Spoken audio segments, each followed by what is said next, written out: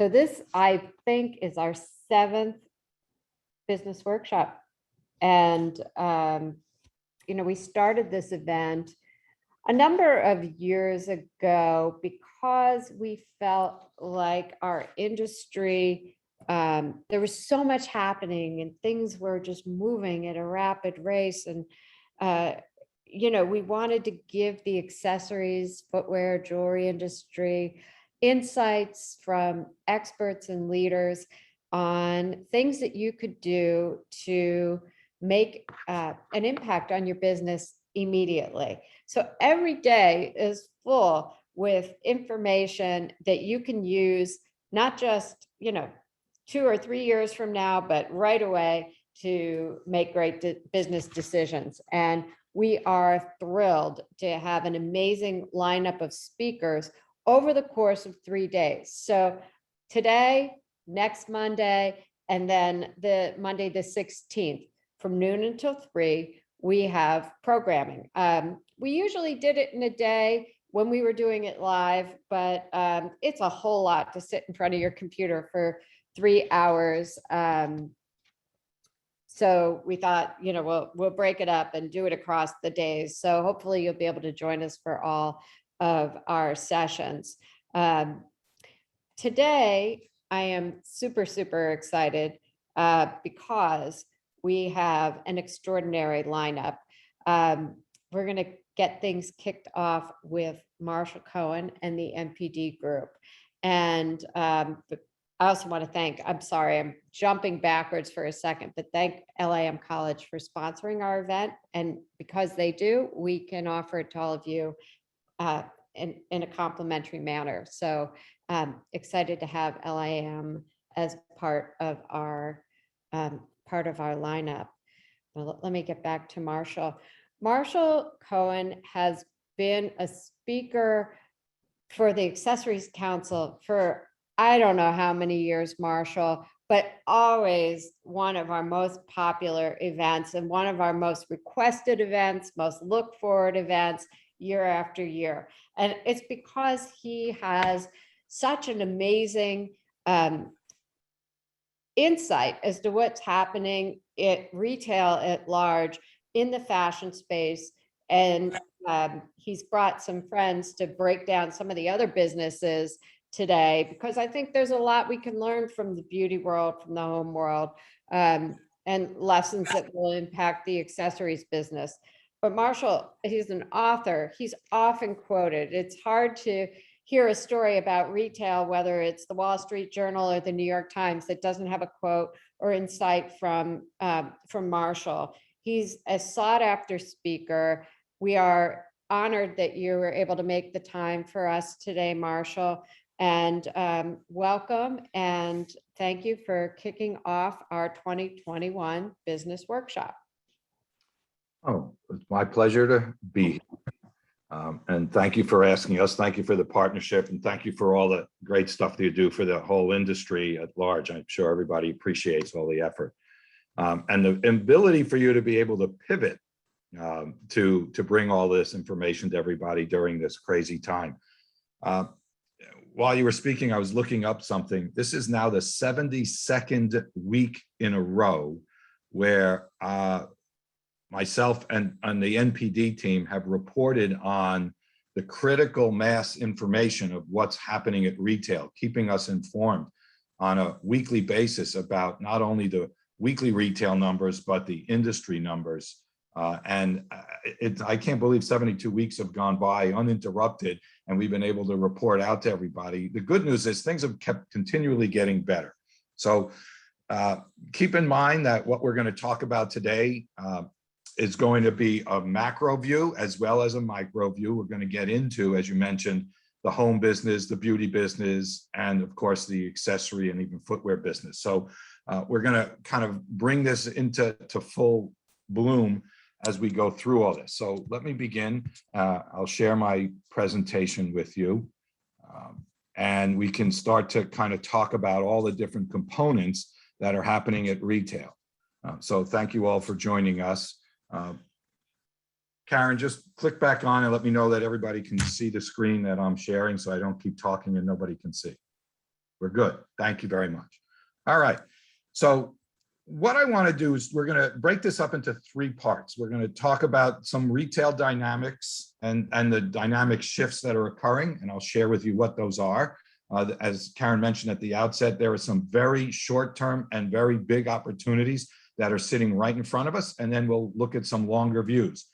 We'll bring in our expert panel of NPD experts within the field of the home and beauty and fashion sector. And then we'll certainly open it up for some questions with time permitting. So please put in the chat room, and Karen will monitor a lot of the questions, and some of the accessory council team members will be monitoring this so that we can feed some of the questions in to the panelists as well as myself. All right. What I want to talk about really is defined in a couple of key areas. Certainly the element of what's happening within the retail numbers, and I'll share those most recent numbers with you. We're going to talk about the movement of the work from home and the back to work movement and the impact that that's certainly going to have. Keep in mind, we have 10 to 25 million new people who are going to be working this year compared to 2019. And I'm going to do a lot of 2019 comparisons, which we'll call the more normalized year. There's a lot of people who are going to be adjusting, whether it be a hybrid or whether it's a new type of job or a job that's going to be repositioned. So there's a lot of activity in relationship to that, and that certainly impacts our businesses.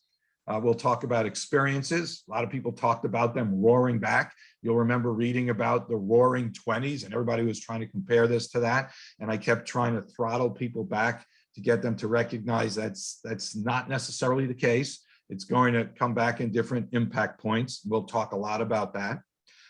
We'll talk about the impact of stimulus spending and how that's going to play out. We'll talk about back to school and the impact that it should have had by now, but is actually still yet to come. We'll talk about digital and the online environment. We'll talk about the urban migration back. We'll talk about economic challenges, average selling prices, and we're going to talk about the channel performance and how things are shaping up. Those alone could take 4 hours to talk about, so we're going to kind of streamline this. We won't spend all 3 hours of Karen's time with you today, but we'll certainly barrel through this pretty quickly. So let's move right along and talk about some of the retail numbers that you might be surprised to see. Let me share with you what's been going on. And we report on this every week. As I mentioned, 72 weeks in succession. We've been looking at this since late March, when stores started to have to shutter. We started to engage in a lot of this activity. The blue line represents dollar sales versus last year. And remember, stores were shuttered in March and April, and things certainly started to be different in 2020. So we also are running a comparison to 2019. That's the gray bar. All right. What does all this mean?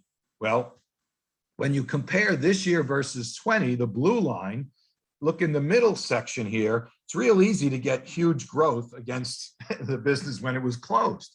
Well, what's happened since then? As businesses have opened up versus 2020, you can see, yeah, things started to level off, but still remain at a higher pace than what was happening in these 14 different industries that we track. The bubbles up on top represent the 14 different industries that we're tracking on an early indicator POS, point of sale data that we get directly from the stores.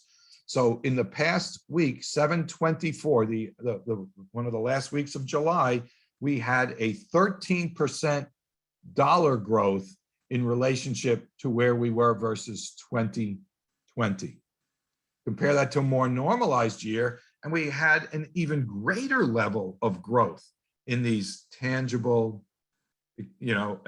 item businesses, and up 17%. And that certainly does include accessories. They're in here, apparel's in here, beauty's in here, footwear's in here, and we have the housewares. I mean, I'm not going to go through all these what they are, but you can see these are all of the tangible, non-experiential purchases. As experiences grow, we've certainly seen an impact on some of these businesses as well. So the big news is, you can see, since stores, shuttered, look at the growth rate over 2019. We only had 2 weeks back in February and here in July, just basically 2 weeks ago, we had an almost no growth period. All right, so retail has been a lot healthier than people have been basically told through the media and through other different outlets. One area that we did very early on in the pandemic was divide up businesses into 3 categories. There was discretionary A's, B's, and C's. Our industries fit into the fashion sector, which was the discretionary C's. Those were the ones that were going to feel that early pain when the stores closed and the slow recovery. If you were to look at the discretionary A's, where housewares and small appliances and technology and toys are, they were the ones that had this huge lift during the pandemic and basically kind of had just slowly started to level set back. But I want to focus on the discretionary C's. We've had a nice little surge. Again, when you compare these to the 2019 versus the 2020 numbers, again, you can see a similar story. We're in a healthier place than we've been, certainly over the past several months. All right. When we look at weekly numbers, and this is just looking at the industries by week, so it's you have to be careful how to look at these numbers, but what's interesting to see is look at the fashion businesses. This is what's driving all of the growth right now. Look at accessories, beauties, apparel, and footwear. These are where the big growth numbers are coming from versus last year. All right, so the fashion industry has gotten much healthier. Even compared to 2020, with the exception of accessories, we are in a healthier place. Now, remember, this is just weekly numbers. So sometimes accessories is having a strong week. I don't want to overemphasize 1 week's worth of numbers. And we'll get into more detail on that. But what's also interesting is the high flyers that were doing so well during the pandemic, like the tech business. Sorry, Joe, the housewares business, the small appliances business. This is the one time when I get to, pick on Joe and showing him he didn't have growth every single week all the time. But during the pandemic period, boy, did they have growth, all right? But they are back to growing over 2019 levels in some cases. So this is pretty impressive when you think about what's happening. What does that mean? It means that that COVID lifestyle that was established, all right, during the 2020 period has remained intact to some degree. So very interesting to see that they weren't able to necessarily grow against 2020 levels because they were so elevated, but they're certainly having and enjoying growth over 2019 as well, all right? And we'll talk a little bit more about that in a few minutes. Again, the mid-year checkpoint, when we look at how things were for the first 6 months of 2021, this has units on here as well as dollars. In some businesses, the unit growth is not as big as the dollar growth. That talks to higher price points, less promotions, things like that. Let's focus in on accessories, all right? And here, you'll recognize what's going on there versus 20, that big growth that we're talking about, and in units as well. What's also interesting is when we look at the dollar number versus 2019, as you've seen over the course of the 6 months, we haven't made up that normalized 2019 dollar volume yet, but it's as Beth will tell you when we get into the breakout into the panelists, Beth will talk to how accessories has been strong of late, not necessarily, the early surge that some of these other businesses had during the 2021 period.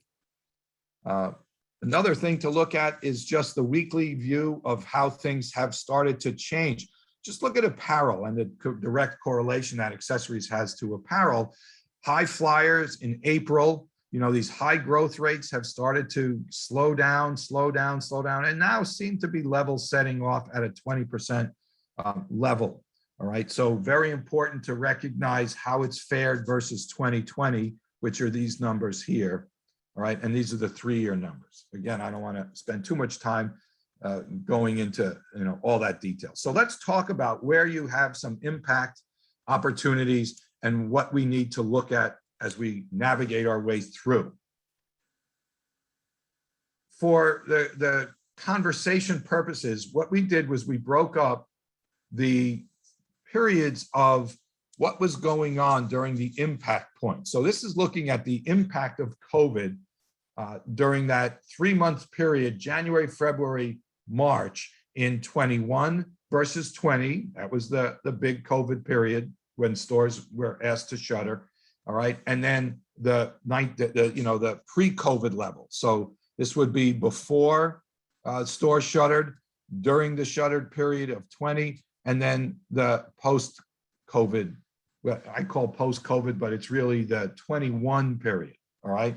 So looking at that, what you can recognize is apparel in 2019, pre-COVID, was running about even. Then COVID hit, took a big hit. And then in that post-COVID, that 21 and on, and I really shouldn't call it post-COVID because we're not out of the woods yet, but it just makes it easier to say pre, during, and post. All right. So look at how apparel has started to recover. Much of that was basics early on, but certainly impacted by pandemic assistance and several different components that have certainly made that happen. And as you see, accessories are starting to recover in certain areas, and Beth will share with you what those are.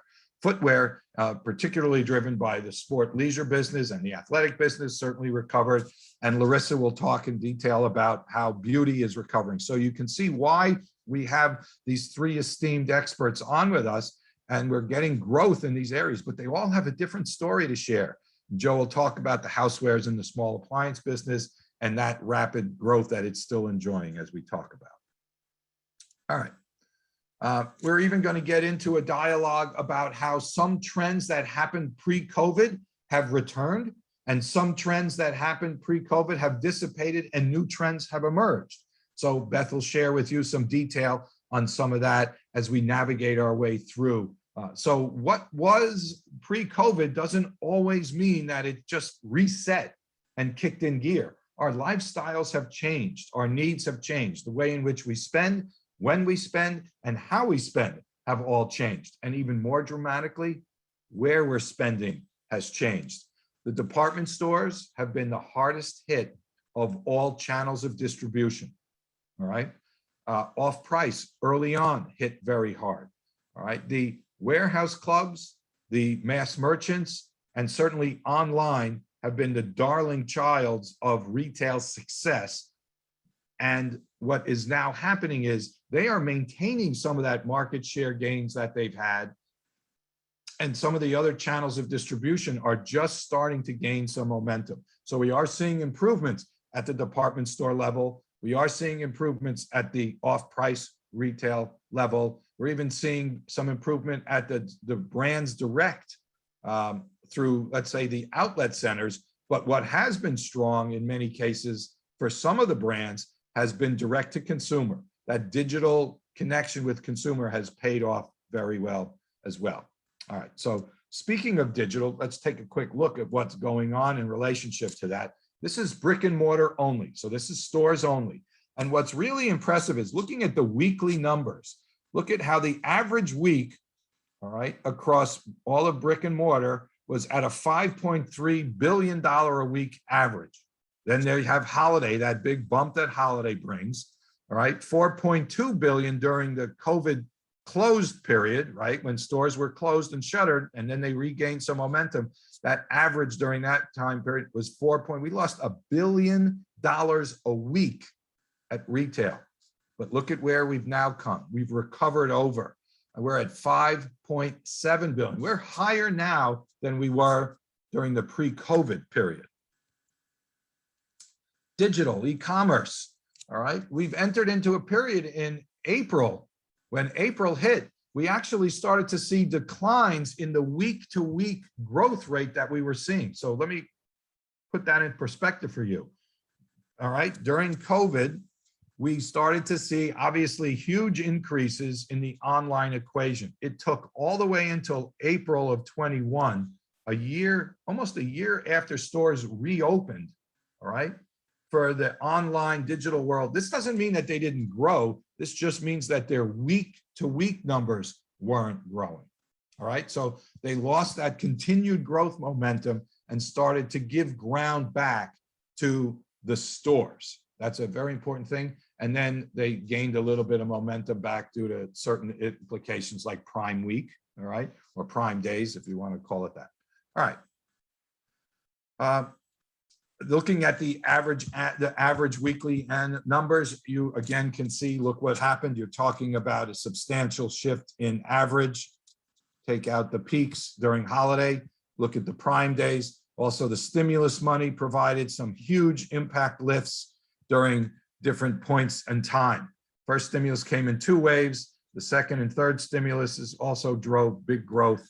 All right, so you can absolutely see the impact that online has had in relationship to COVID.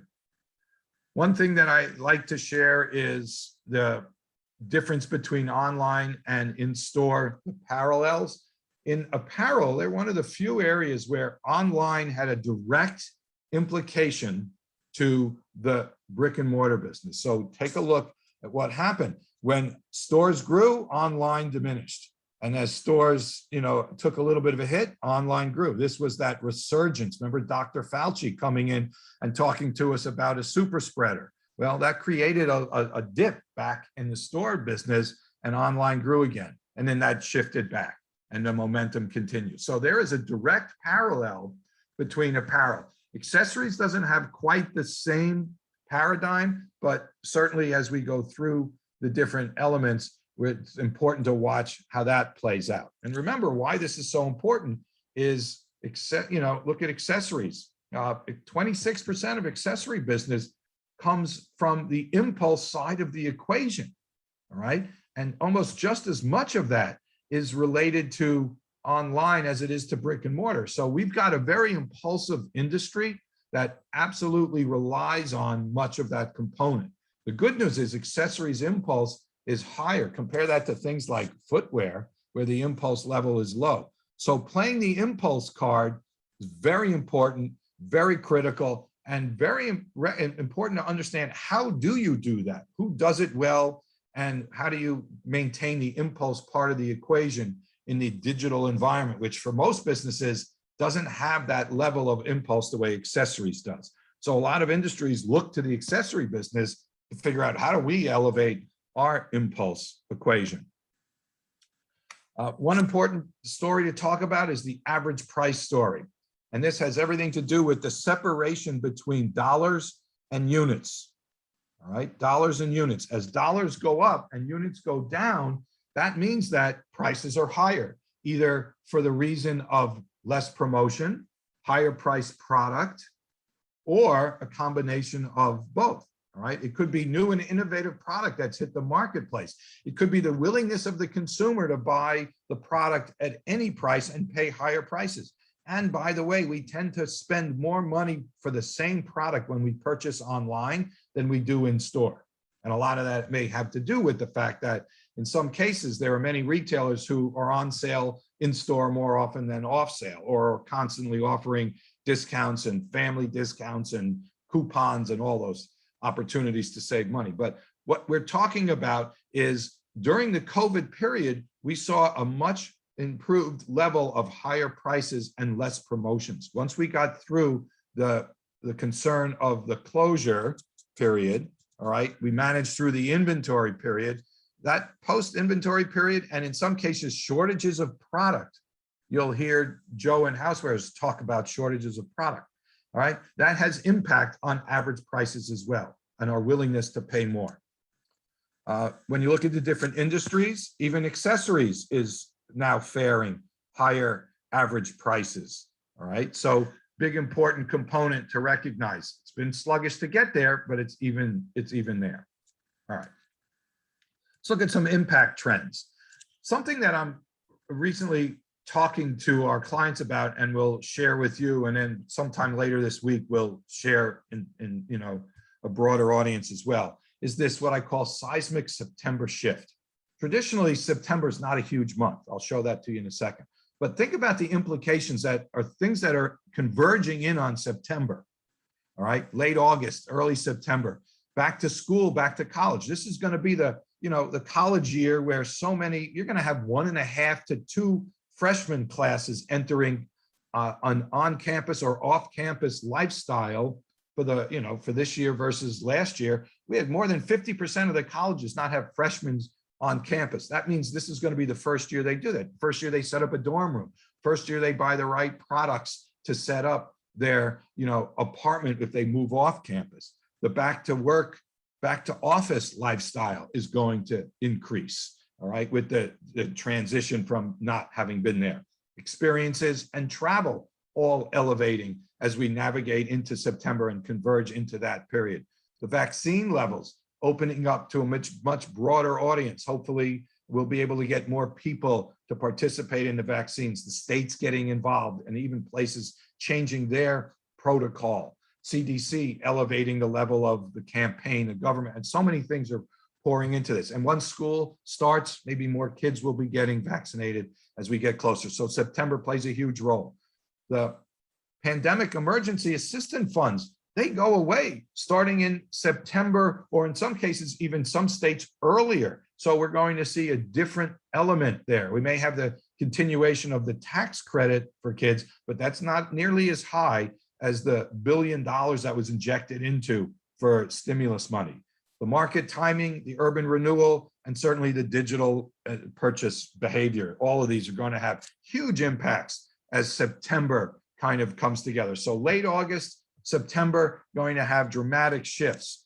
And traditionally, September is not a big month. It's kind of like just leveling out. We had October, this bump was Prime Day back a year ago. So September is traditionally not an elevated month. When you look at it from a perspective of brick and mortar, this is that same slide I showed you earlier, but look at September inside the bracket. It's one of the low lines, all right? Same thing last year. It's one of the lower growth periods when it came to dollar sales, all right? And online, same storyline here, folks. Look at these, the period of the September period. It's a low point, all right? So traditionally it's low, but things are shifting backward. Back to school was very late to start. Back to school this year, we had a little bit of a mini back to school in March and April, but we were really going to see most of back to school. Parents are still waiting to really know their kids are going, waiting to really find out that they're going to be in classroom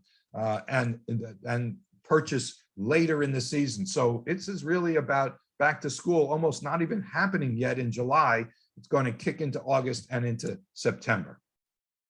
All right, let me move along and talk about some retail repositioning and recovery. And I talk about recovery for the fashion industry and repositioning for the other businesses that actually gained growth.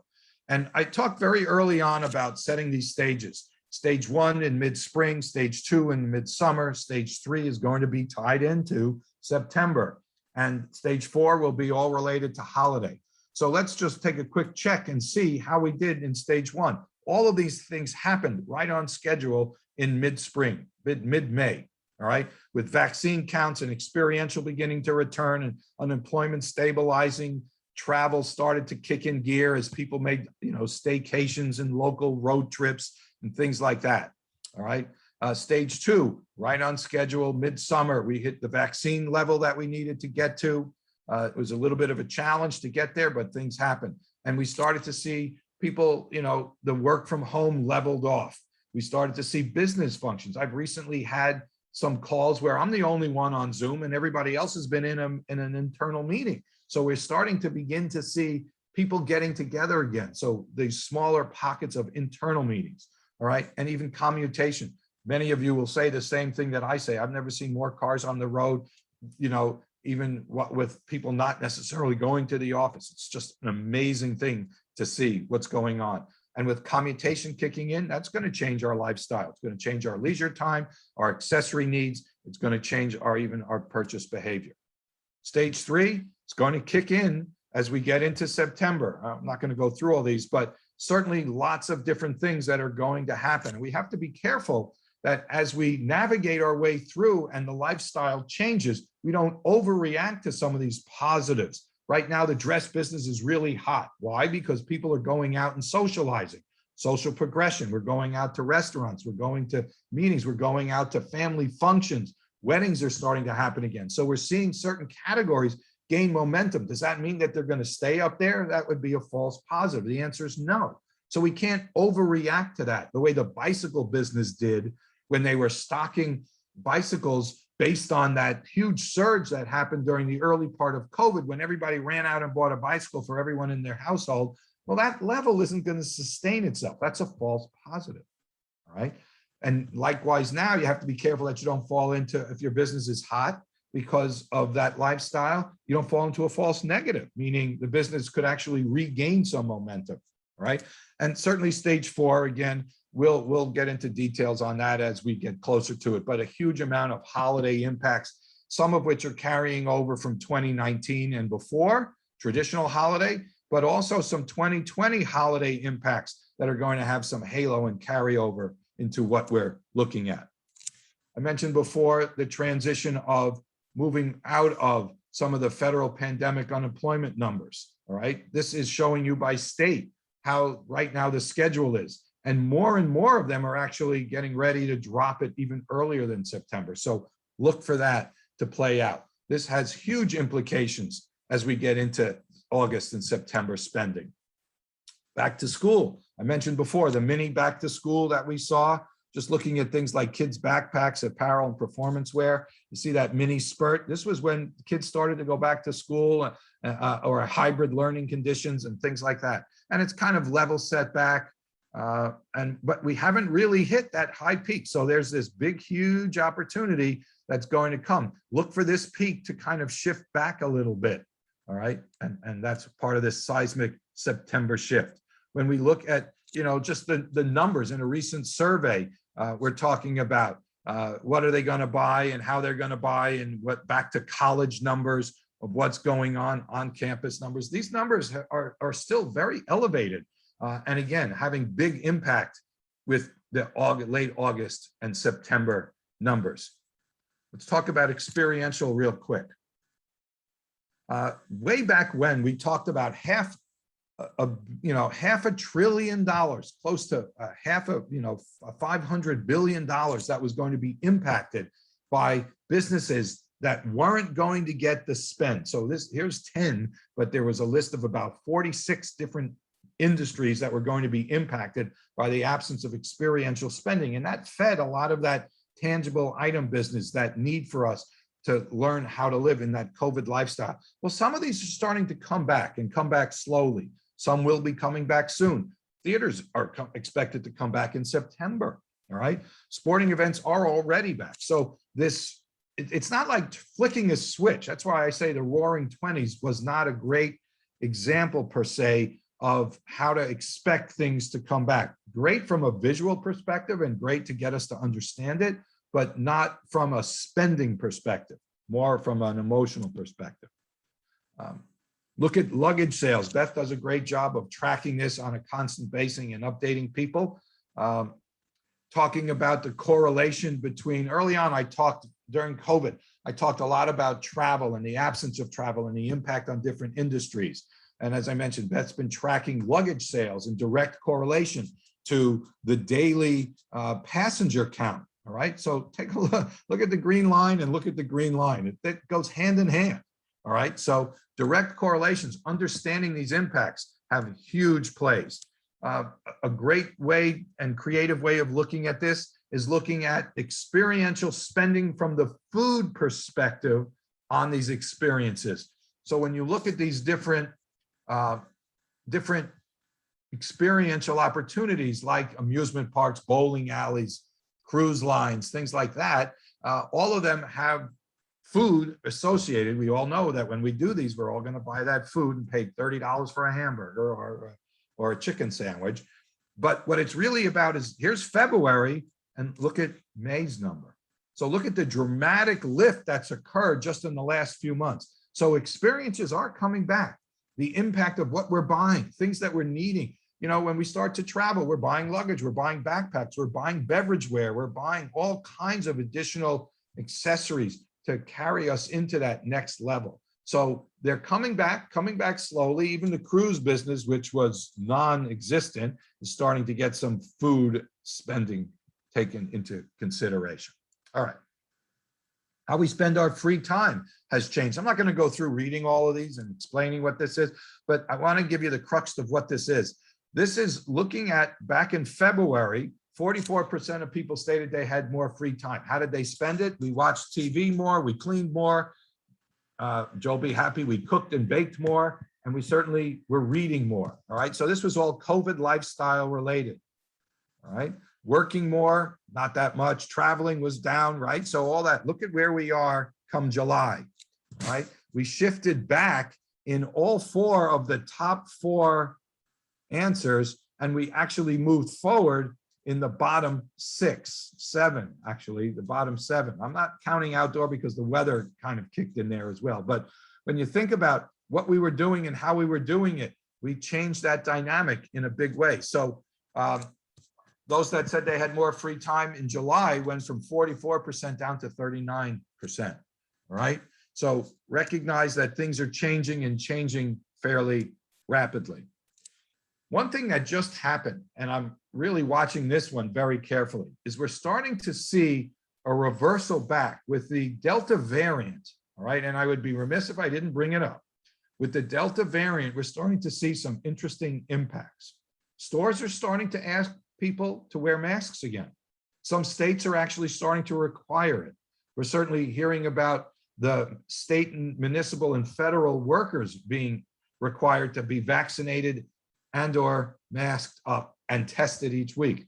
But what's starting to also happen are small businesses. There's a restaurant chain, it's a restaurant group. It's not a chain, but it's a restaurant group called Union Square Hospitality. And they have a whole host of different restaurants. They also happen to own Shake Shack, which is a chain, but Shake Shack is a public company, so it didn't fit into what I'm about to tell you. They can't do this. The CEO of Union Square Hospitality has basically stated, and all of our restaurants will now be vaccination inside only. You must show proof to come into our restaurant and dine inside. That you have to show legitimate proof that you were vaccinated from a government or CDC identification card or a digital readout. And the people who are working in these restaurants have to be vaccinated.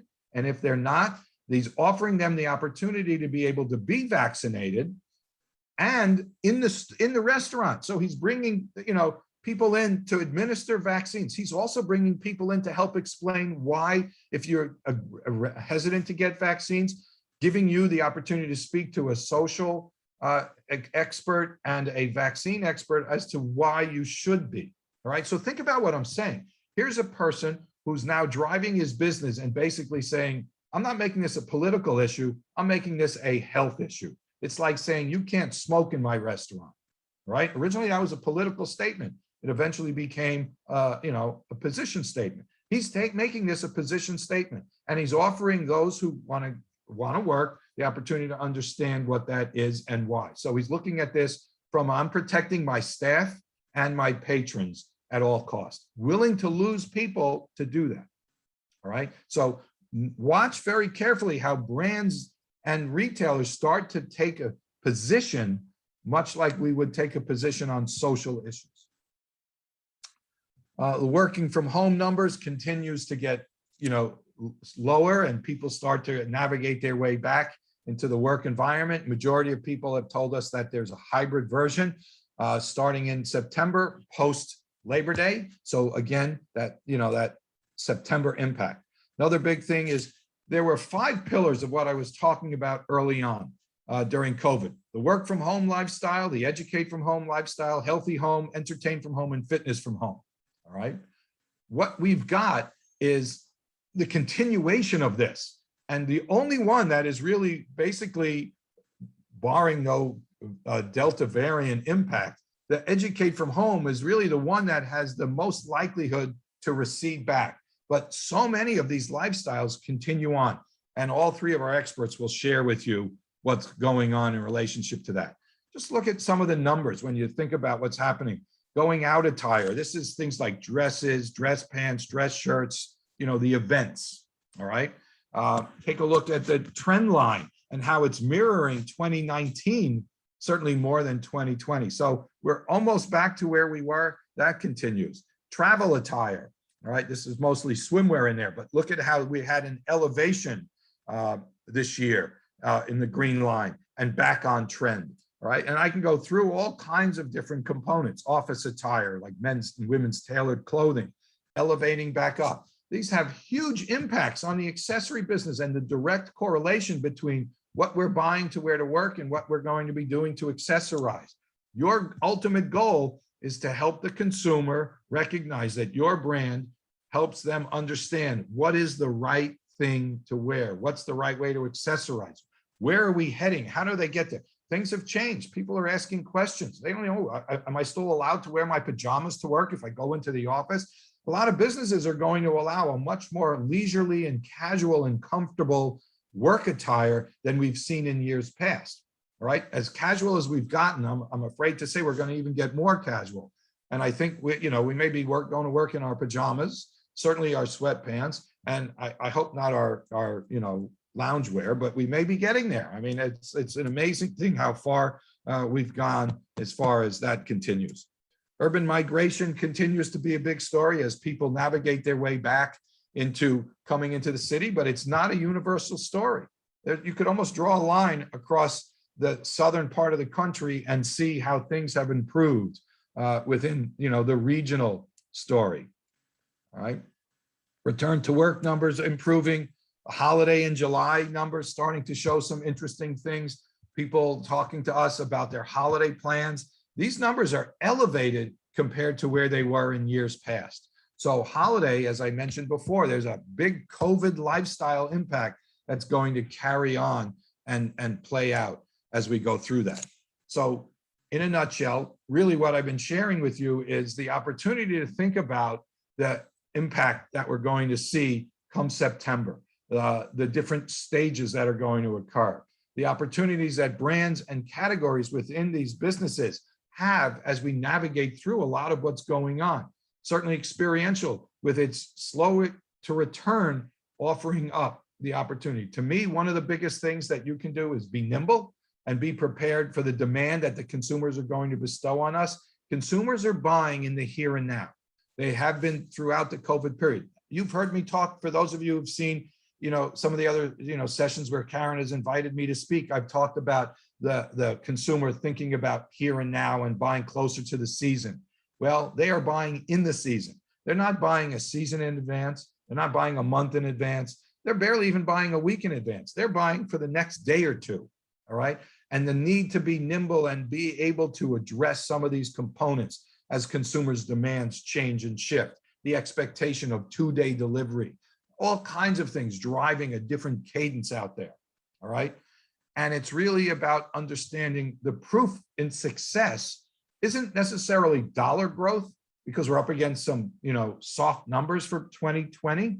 It's about share gain. What do you need to do to gain and continue to maintain and retain that share gain? How do you work with your retail partners?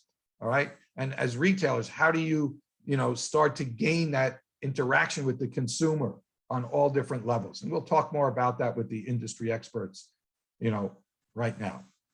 All right. So let me end there and let me invite in our industry expert panel.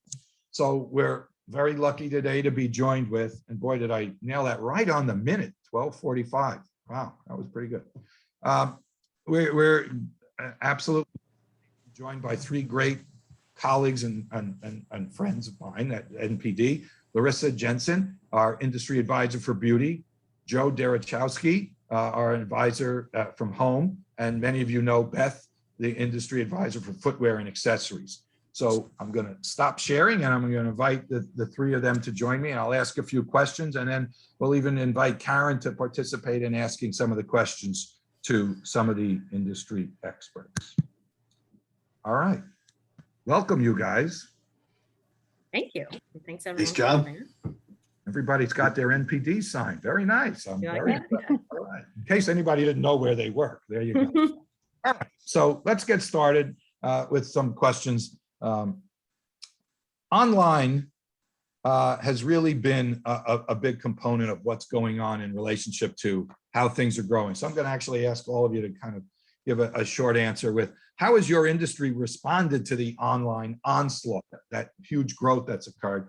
does it have sticking power? Because it's certainly different for all three of you. All right.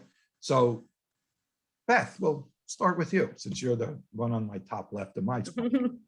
Okay, sure. Thanks. Yeah, I mean, you showed the chart for apparel, and I mean, when you plot the percentage of business being done online, when you compare that to the in-store, that's pretty much it totals 100%. So when one grows, it takes from the other. So footwear and accessories were relatively highly penetrated online coming into the pandemic. And then at the end of the last year and early 2021 had leveled out at about 10 points higher than pre-pandemic. So that was about 40% of sales for footwear and accessories.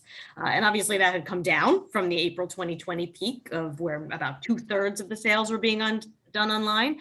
So that was obviously expected.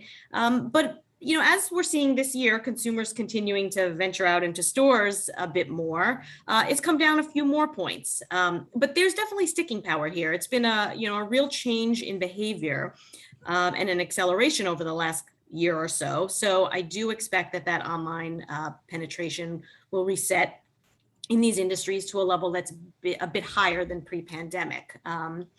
Stores absolutely have the place and will continue to be relevant and drive revenue, but we're definitely not at the end of the digital story here. There's a lot still evolving in terms of fit technology, visualization, and of course that digital and physical integration, which is so important. Larissa, online, how has it impacted your business? We always heard that beauty was very slow to adapt to the digital environment. First of all, is that true? And second of all, has it been adjusted in any way? Yeah, no, actually that is true. And that's something I was going to bring up. So basically, like every single industry, online sales swelled in beauty. And we saw across every single category that the share of online sales doubled. But Marshall, to your point, we were only in the high teens, right? So effectively, we reached the levels that were already there in industries like footwear, right? But the important takeaway here is that really that the categories within the industry really play into that online shift differently. So, the fact is that some products, like think about makeup and skincare, makeup and fragrance, for example, lend themselves more to that brick and mortar experience. You need to try and test and smell those products, and even without that ability to test the way we used to, as soon as stores opened up or began to open up, consumers immediately shifted their dollars there for both of those categories. Now, this did not happen for skincare and hair. Categories that are they're more technical. You don't need to have that immediacy of result when you actually test it in the store.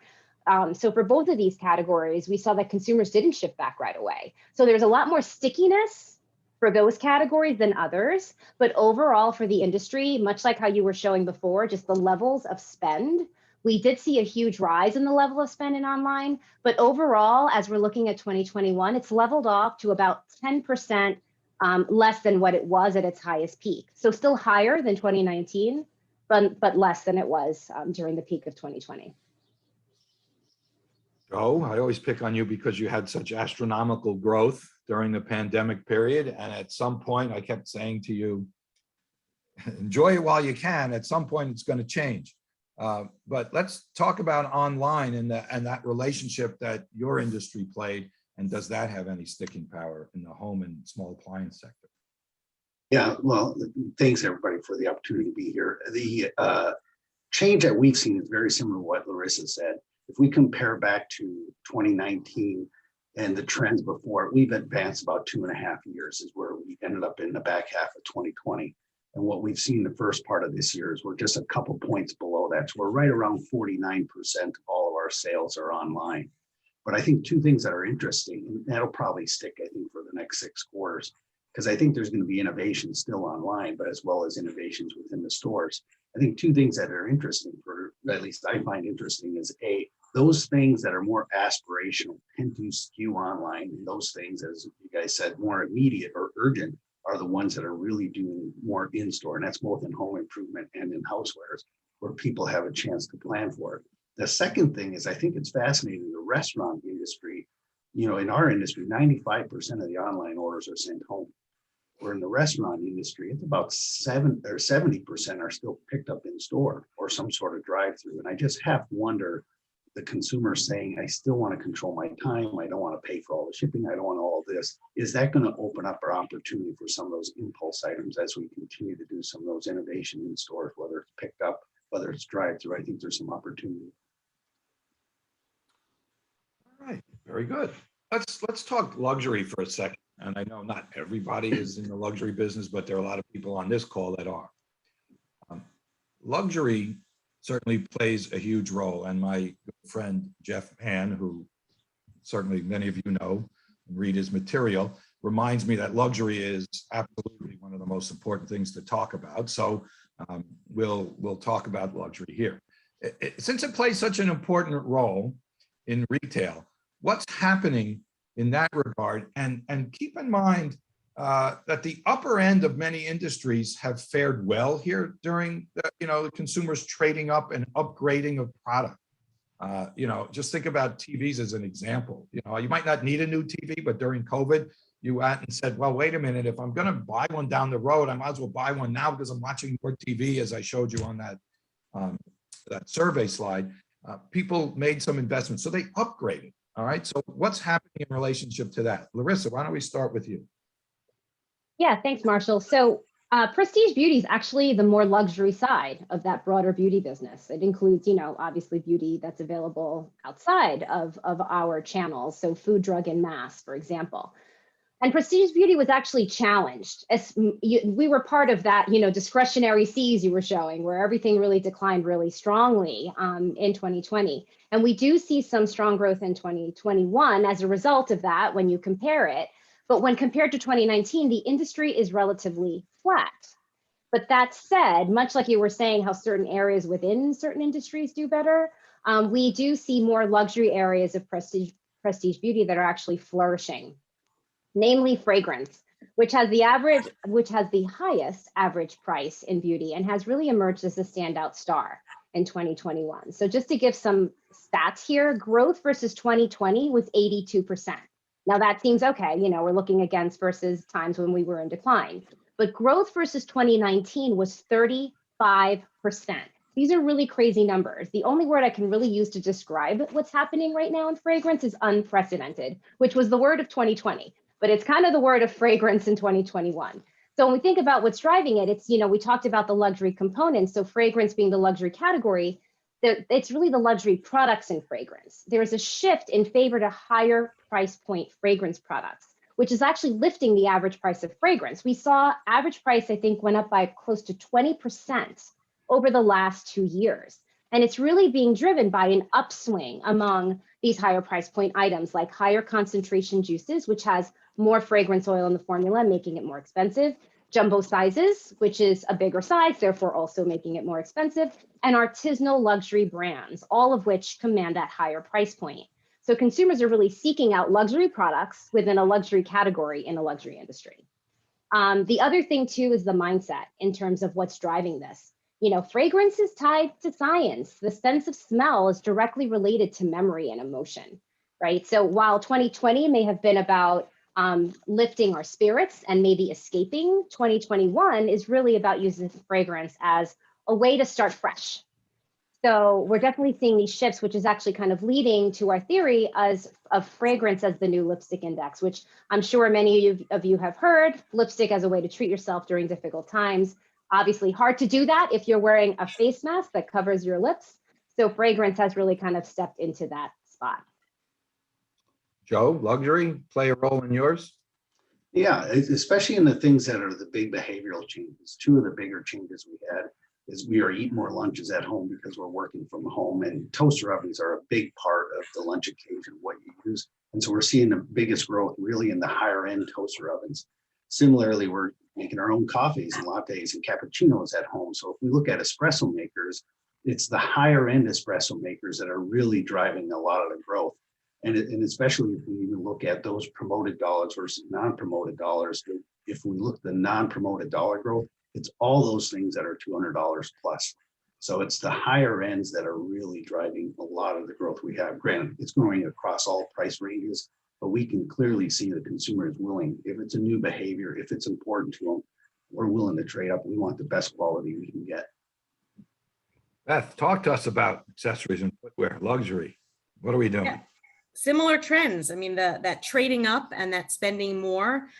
We've seen in footwear, we've seen the average price creeping up for years now, and that's because of that shift from the fashion space to the athleisure space, which is sort of the new status symbol, and actually carries higher price points. But with that, even in the last year, in both footwear and accessories, the luxury end of things, the designer segment of brands has really outperformed. And it's been about, that splurge on maybe something that's a good investment, right? Or we talked to Marshall, you showed, some of the industries that didn't necessarily get the spend last year or coming into this year, the experiential areas. So consumers weren't spending there. They decided that maybe they're going to splurge on higher end products, in the fashion space. And again, I mentioned, that athletic trend is really the new status symbol, and you see that playing out in the designer area big time. So, continuing here, but I think there are also some headwinds in the luxury space, particularly in accessories. The growth of resale is really picking up, and that's both. You can look at that both ways. It's both a threat and an opportunity. Because it may signal that there is more investment value in some of these purchases, but then you also have a consumer that is looking maybe to purchase secondhand and then not new. And this is being driven a lot by some of the younger consumers' views on, what's important in terms of like sustainability and inclusivity and social action. So, the designer space is really starting to need to step up to that. All right. Let me address this one to Larissa and Beth. Dressing up plays such a big role. How has your industry adjusted? We heard about the eyes only during the COVID mask period, but Larissa, why don't you share with us what's going on in relationship to dressing up? Yeah, so a quick look on Google search trends actually showed a huge spike in lipstick searches beginning in May, which was interestingly around the same time that mask mandates were lifted for the vaccinated. And we actually found that lipstick sales showed an upward trend during this time as well. So clearly makeup plays a huge role in dressing up, right? But I want to clarify that it's the more dramatic and colorful side of makeup. So besides the lipsticks, think of highlighters and bronzers too, which are both strong this year, actually due in part to a new and improved contour trend. Contouring is back, folks. You've heard it here. It was resurrected on TikTok. So anything that hits TikTok becomes huge. But also blush and nail color. Women are still doing their nails at home. Marshall, you were talking about how some of these behaviors have kind of maintained themselves, and we're still seeing strong growth there. But then also outside of a nice red lip, nothing really dresses you up more than lush, gorgeous lashes. And we're seeing that false lashes are actually growing 3 times faster than the overall category. But I want to go back to lipstick for a minute because there's fun there, but there's also practicality that's playing out here. Matte lipsticks are actually the new winner. And it's not because it's trendy, but because it's more about long lasting and it's least likely to rub off, which is important if you're going to have to wear a mask for part of when you're out, right? And I don't want to forget another big area in terms of dressing up that kind of hits beauty is hairstyling, which is really the only area that declined last year within the hair industry, but it's one of the fastest growing areas right now as women are returning to dressing up, and that's part of it as well. Beth? Yeah, this is one of my favorite topics, as you know. In terms of dressing up, consumers really are doing the talking here, and the industry has had to react. I mean, you showed some of the charts for more dressy apparel, but when we look at footwear, dress has been on the decline for years. So it's not to say that there isn't opportunity to capitalize on that rebound from last year when it was so severely depressed. But again, this falls into that area of just making sure we don't overreact to what might be a little bit of a false positive. But there's definitely opportunity to capitalize on that consumer that is coming back for occasion-based dressing in both footwear and accessories. You talked about returning to work. I feel that in general, return to work drives the casual business, especially today with what's happening, more than the dress business. because consumers are not foregoing comfort, but they potentially want dressy elements mixed in. So it's a lot of that mix and matching. And Larissa, when you were just talking about lashes and makeup, I was just thinking about just watching over the last couple of days, some of the athletes at the Olympics, right? I mean, you can't get any more casual than wearing your outfit for your track event, right? But if you look at them, they're wearing makeup, they've got the nails, they've got the lashes. So it's really about that mixing and matching, and that the comfort is not going to lose out completely. And it also impacts what people carry as well. I mean, hands-free and comfort plays a role in the bags we're carrying as well, and what else we're wearing.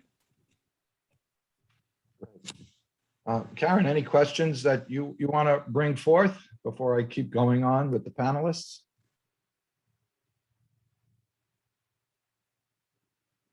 Unmute. Mute, Karen. Still Karen, on. you're muted. There you go. Sorry about that, everybody. Too many buttons to push for you. Unbelievable. Any stats or insights on the resale accessories apparel market? Is it let me just see here. Is it a blip, or will it impact the larger market? Luxury brands are refurbishing vintage. Where will it impact their overall messaging? Any thoughts on resale? I'll give you the overview, and then Beth can certainly talk to it from an accessories perspective. We saw this was a trend that was continually growing early on. It was very in its infant stages, so it was easy to see big growth. It certainly did take a step back during COVID because of the health benefits and implications of that. People didn't even want to speak to somebody, let alone wear someone else's clothes that they had worn before. So we saw a little bit of a setback there. But the growth has really been very generational. It's been really driven by the younger market. It's been driven by certain components within certain sectors. So it's not as universal. The growth isn't necessarily there to the full degree. So is it something that has sticking power? Yes. But we're also seeing a similar pattern in just the way in which the whole environmental movement with sustainability. Sustainability had huge momentum pre-COVID, and now it's just basically, struggling to get back into the news. All right. So resale and, vintage are still, a key component of the younger market. And I would say probably going to remain in that sector for quite a while, even though we're seeing other, businesses start to adapt it and bring it in, but it's going to be a slow, gradual movement. Beth? Yeah, I agree. If you look at all the retailers that are bringing in programs, partnering with some of the resale companies to bring it into their stores, and investments being made in these platforms. I read, and there was a great article a couple of weeks ago in the Times about the reboot of Gossip Girl, which talks all about the younger generations, how they've outfitted this new generation of Gossip Girl in terms of all the most of it is a little bit less luxury, and maybe they're carrying a reusable tote with a message on it, but when there is designer brought in, it's clear that it's vintage, because that is very important to the younger generation. So yeah, I think what you mentioned, Marshall, about last year, I think we had a lot of blips and things that ultimately turned out to be not necessarily a concern for COVID, like touching something that someone else had. So I think we're past that, and I think it continues to grow. All right, let's go back to, we were talking about dressing up and the role that played. Let's also talk about the role that back to work plays. Obviously, we're starting to really re-engage. We're going to get together in meetings, as eventually at some point. Where do you see that?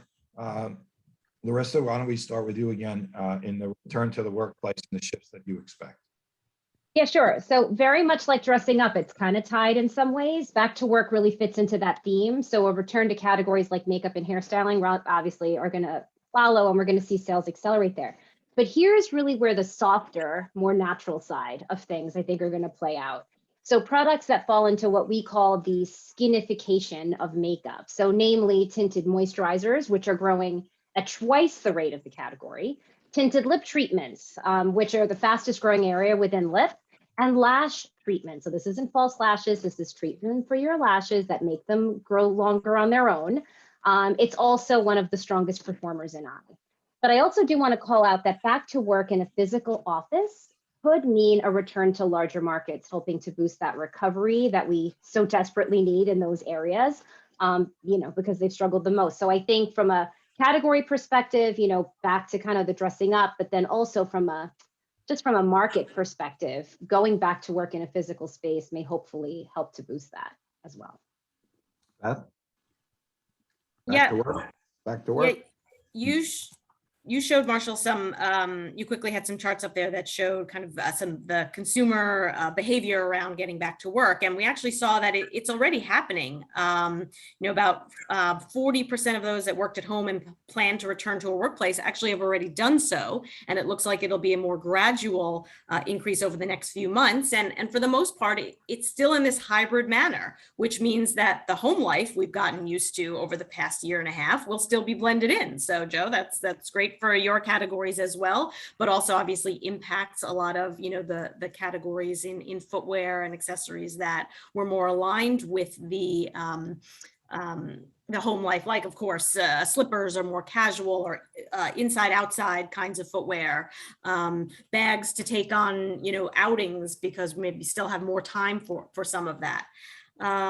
So, it's not just going to be, a switch, all of a sudden it's a switch from one to the other.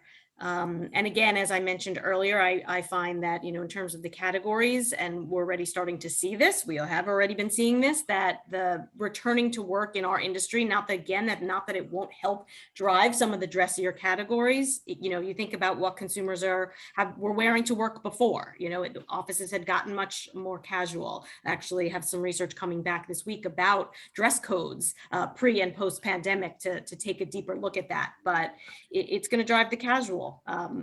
Sneakers, there's actually, I read a lot. So you see these things that stick with you. Just today, there was an article about the casualization of Wall Street in the New York Times. And we're definitely seeing this play out in the data. All right, let's shift gears real quick. A couple of questions coming in from the audience. I want to get those in as well. Inventory. Joe, why don't we go to you? Your area was greatly impacted by a huge surge of growth. Inventory shortages, what's happening? How long do you see that happening? And you take it from your perspective, and then I'll add in the broader perspective. Why don't you shoot? Sure, it's been a challenge. It's a daily topic basically for the last several months, and it's hard, with all the shipping challenges that have been out there, the increased cost of freight, the ability to process a lot of things at the different ports. It's really had an impact, and so a lot of clients are trying to wonder, what can they do? Can they raise prices? How do they adapt to this? And one of the things we've seen when we look at pricing and promotion models is, unlike typically where you would raise prices, units go down, you lower prices, units go up. What we've seen during the pandemic is those things in demand have been able to raise prices and still sell items, and those things that are not in demand are kind of the opposite.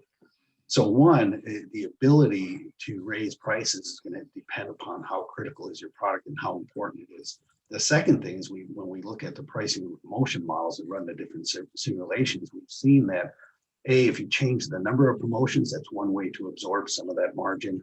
The second is we change the timing so there's less subsidization. That's been also a way to help out. And then third is the ability to think about the depth of discount that you want to play into it. So there are some variables that everybody's kind of testing and managing around this area to how do they manage this increase in cost? It's clearly showing up in a lot of folks right now. Actually, I was going to give a broader answer, but I'd rather have Beth answer this. Where are we in relationship to inventory in stores? Do you feel that there's shortages of goods? Do you see that the shortages are going to be kind of offset by the sluggish period that we just came through? Now that things are accelerating, is the consumer going to be in good position to get the products they want for holiday and beyond, for accessories and footwear? Yeah, I mean, we're definitely still hearing about a lot of logistical challenges. And as brands and retailers start to report their quarterly earnings, they're talking about it as major points. And so we expect that these challenges will continue throughout the balance of the year, and especially heading into back to school. There definitely could be shortages. Now, I don't really believe that if you need a shoe for your child, you're going to be able to get a shoe for your child. If it's not your first choice, you might not get that. But, consumers, continue to buy, very close to need.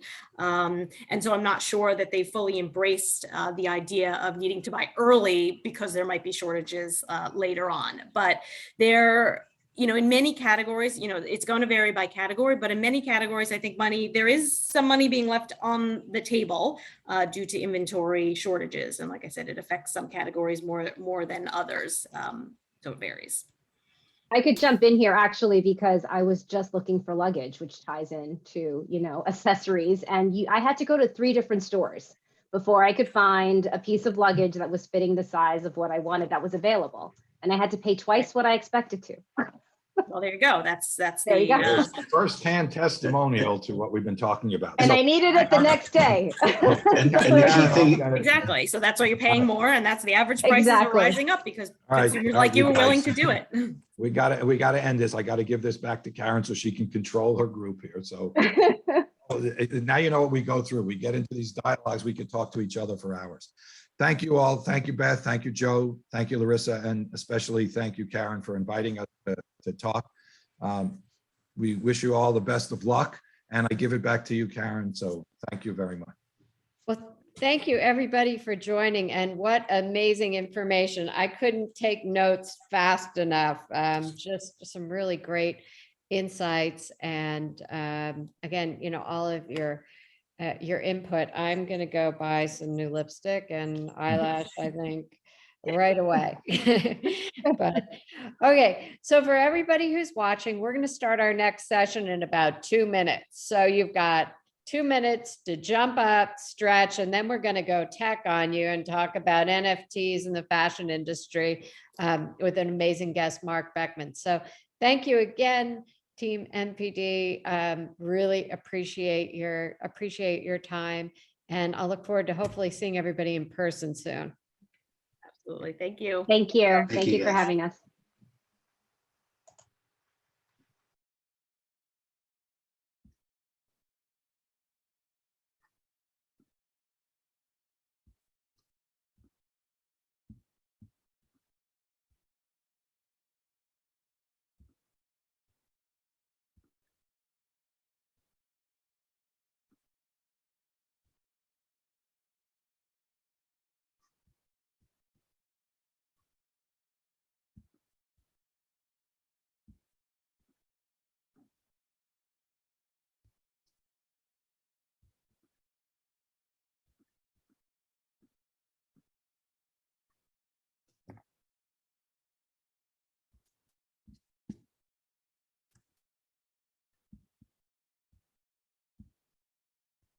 For everybody who's just joining, hang in with us for just a moment. We're going to get started with Marc Beckman.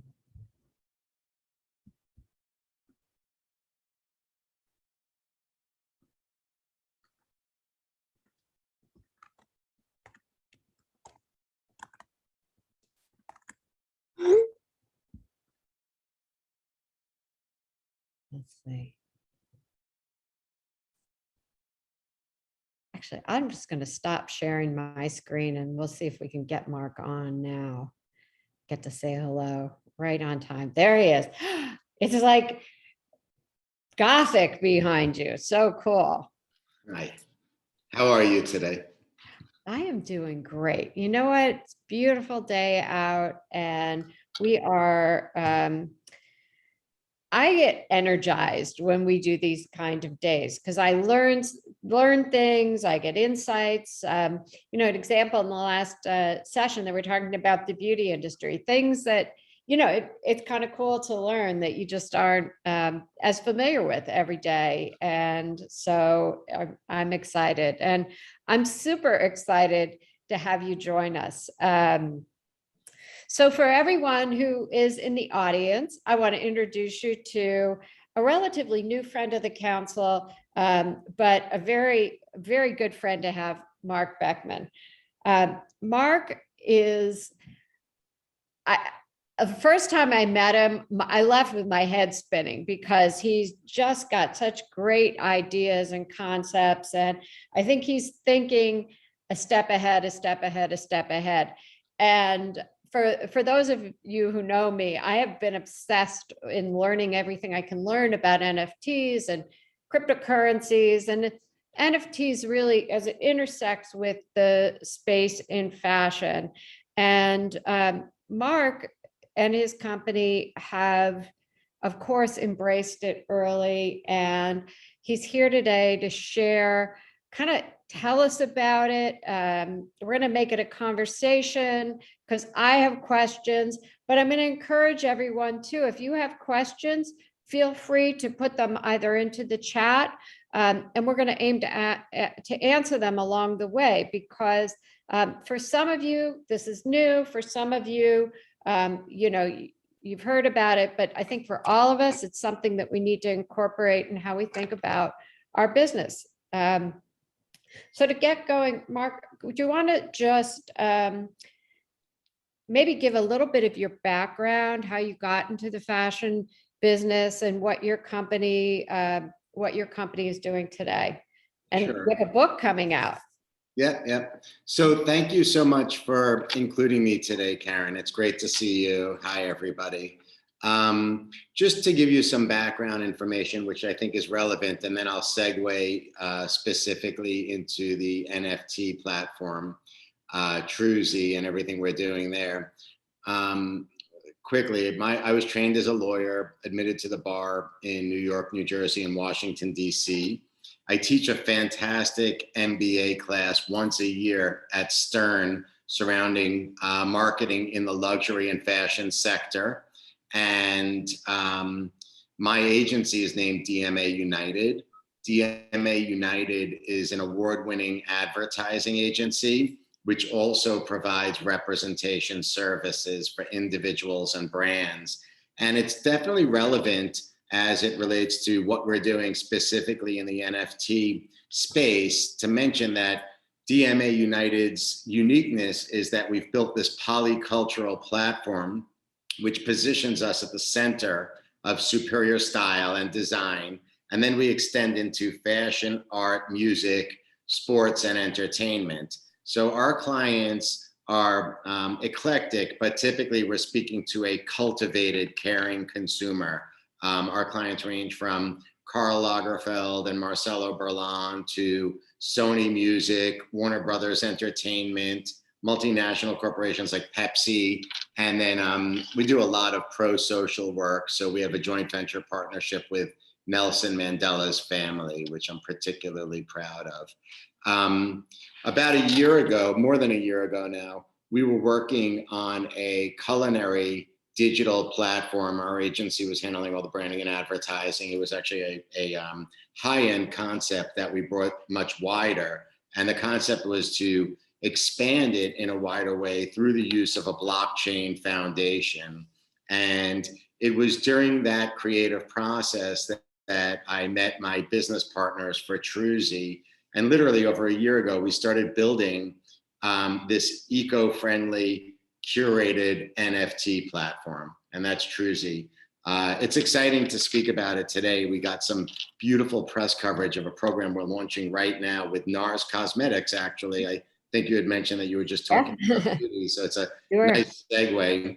There's a beautiful article in today's Vogue Business surrounding this program that we're building with NARS and 3 internationally acclaimed artists. I could get into the details in a second, but it really exemplifies what our focal point is as it relates to NFTs and blockchain. I do not think this is a fad. I think similar to the way that collaborations and partnerships have become a part of every chief marketing officer's toolkit, so too will blockchain and NFTs. It's just how they're going to choose to use this technology. It's not going to just be about the digital artwork. And what we've done with NARS is we've started to move in this direction of using the NFT or the digital artwork to unlock exclusive access to physical merchandise or physical events. And that's where we're going with Truesy, full on. We're really focused on this cultivated consumer Unlike these other platforms, and I'm happy to speak to your audience in a more generalized way. I certainly don't want this to be like a Truesy promotion, but to use Truesy as an example, Truesy is very much focused on one story at a time. We use inspirational stories to unlock these broader marketing platforms that bring value both commercially as well as from a brand building perspective. And the value, although it starts digitally, we expand across owned, earned, and paid for media, both physical and digital. And what we've also done to really talk to the fashion tribe, because other platforms right now are really speaking to a very specific audience, which again, I'm happy to get into, but if you've heard of these bigger platforms, very successful, Nifty Gateway, OpenSea, think of them more as like these massive, almost like if we think in terms of retail, like a Walmart type of program, or like an Etsy type of program where anybody could join, and they're creating their crypto art or their NFT native art to sell specifically or predominantly to an NFT consumer, to a lot of these crypto whales that have made a lot of money over the past 18-month period, as we've seen cryptocurrency, the value of cryptocurrency rise. With us, what we're doing is really taking into consideration, let's say, the bottom of that iceberg, where the NFT community, the crypto community sits here. We're talking to the fashion tribe. We're allowing for credit cards to be the primary form of payment. Of course, we accept crypto as well. And we're bringing the fashion tribe through experiences that they can really associate with from a marketing perspective, with brands that they would love to connect with. So beyond NARS, we've partnered with IMG Models and did something great surrounding Pride. We'll be launching some great stuff with Jean-Michel Basquiat's estate, as well as an artist that he was very friendly with named Lee Jaffe. Nelson Mandela's family will be launching Madiba's original artwork.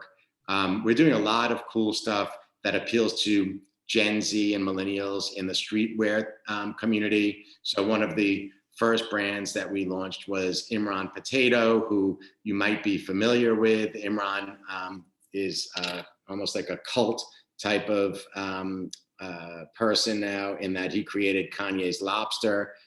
Greg Yuna, who does super expensive jewelry. We launched with Greg and sold out of his version of the Kiss. We're even going towards the cannabis and streetwear space with a brand named Runts, which every time they drop a product, they sell out.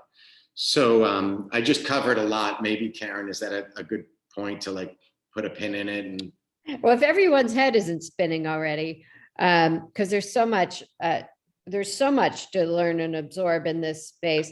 So let's just go back, rewind, and give a little bit of history. NFT, I think everybody knows what it is, but what is it? How did it start? And what was the tipping point that we saw in the last year or so that really, we started to see these massive sales of product? Sure. So an NFT, so the letters NFT it's an acronym for non-fungible token.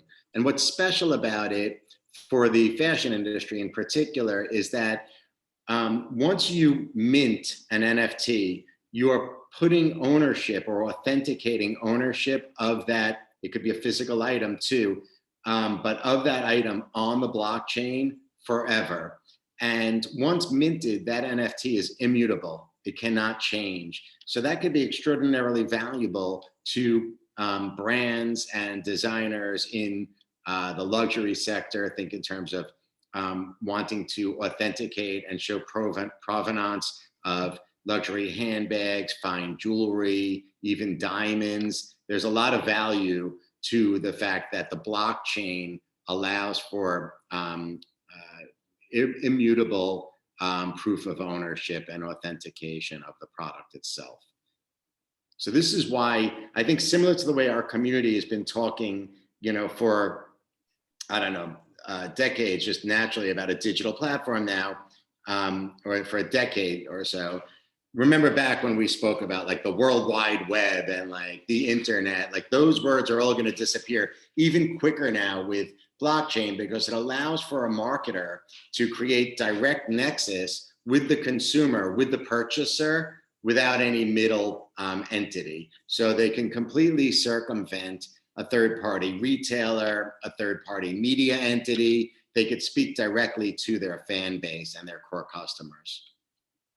So how hard is it? Let's say I created a design, I've created a piece of art. What does one do next? What are the steps I might take that I wouldn't have thought of before of this to protect my work or to authenticate my work? Sure. So think about an NFT. The easiest way to think about an NFT is to think about it as if it was like a cardboard box. And anything that you could put into this cardboard box digitally can serve as the artwork. It could be animated, 3D, sonic, it could be VR, AR, whatever it is that you like. You could even take a photograph and put it into the NFT. That's the fun part, is doing the creative. Mm-hmm. From there though, you need to build a broader plan and a broader strategy that links together the commercial goals with the marketing goals as well. So those are the two components that will support or drive the NFT, the physical NFT itself. Gotcha. So, I'm going to jump back to a word you used earlier. And how does eco-friendly work its way into this digital space? You mentioned that. Sure. Yeah. So it's a complicated concept, but believe it or not, most of the blockchains that are being used for NFTs, the blockchain platforms, currently exist on a blockchain named Ethereum, or perhaps even on some other blockchain protocols, like using Bitcoin in certain instances. The problem is that they use a tremendous amount of energy to mint the artwork. We are using something called Tezos, which is, the tech team at Tezos developed something called a proof of stake. Of what that means, Karen, effectively to mint one piece of artwork on Truesy using Tezos, it's the equivalent amount of energy that one person might use when he or she sends a tweet. Whereby on Ethereum, platforms like Nifty Gateway, NBA Top Shot, OpenSea, and beyond, they use a tremendous amount of energy to mint just one NFT. It's the equivalent amount of energy that one American might use over a 30-day period. So what we're finding is that a lot of people that are creators in the fashion space that are, cultivated and caring, also a lot of people in the music space have been coming to us now, specifically because they want to take advantage of the fact that we're not hurting the environment. So it's a proof of stake network technically, and you guys could take a minute and do some research on that. It's pretty complicated, but the fact is that a proof of stake network uses a fractional amount of energy when compared to the other platforms. Gotcha. There's some great podcasts out there on the kind of farms, the energy farms that host and how it works, that I would encourage, if you're curious about why it takes so much energy, to follow up on. I'm starting to get questions, so I'm going to infuse some of the questions from the audience into our conversation. Right. So how does an NFT get attached to a physical object and stay attached? Sure. So what's going on, like today is a great example with NARS. We put together this program with NARS that celebrates their most iconic color and collection. It's the Orgasm Collection. It happens to be National Orgasm Day leading into International Orgasm Week. And what NARS has done is they've created a program that with certain NFTs, it allows for the purchaser to unlock access to redeem physical merchandise. And only those consumers that hold the actual NFT in their wallet, their digital wallet that's built by Truesy, can then redeem the physical merchandise. We did something fun like this also. With Imran, we encouraged his fans to purchase all 3 pieces of artwork that he launched. And if they did so, we shipped them, or Imran actually shipped them in this instance, a mystery box. And it was extraordinarily generous. He was amazing. He included everything from hoodies to t-shirts, from socks to footwear in certain instances, really, really cool. And in those instances, he went ahead and shipped those items as well. So the idea is, we know that you own the NFT because you have provenance. It's built into the blockchain, right? Once you purchase it. And with that, it allows for a company, your partner company, to grant access to the physical merch as well. And it's worth noting, Karen, in some strategies that we're developing for our clients now in this space, we don't need to automatically bring the physical item along with the digital NFT. So in many instances, we're creating a system of rights where a brand can then give the consumer the ability to purchase first or purchase exclusive merchandise that they wouldn't get otherwise. And they're creating a new channel of distribution plus a new way of marketing directly to their fans. But we did get some questions while you were gone, and we were talking about where we lost you. We were talking about, I have that cardboard box, and now what do I do? I know what I want to protect. How do I protect it? And then some of the questions came up, like if I'm a small brand or company, I might have limited resources. Where do I start? Sure. Yeah. For us as an agency, we've always felt like strategy comes first, and NFTs don't always need to be considered a new horizontal brand extension, like a licensing type of scenario. It could just be a very robust marketing platform that allows for a company to create a new element. So Karen, like something that I find very interesting is through the years on the collaboration front, a lot of companies are reluctant to go ahead and ramp up a collaboration platform because it becomes a burden to the infrastructure and it costs a lot of money.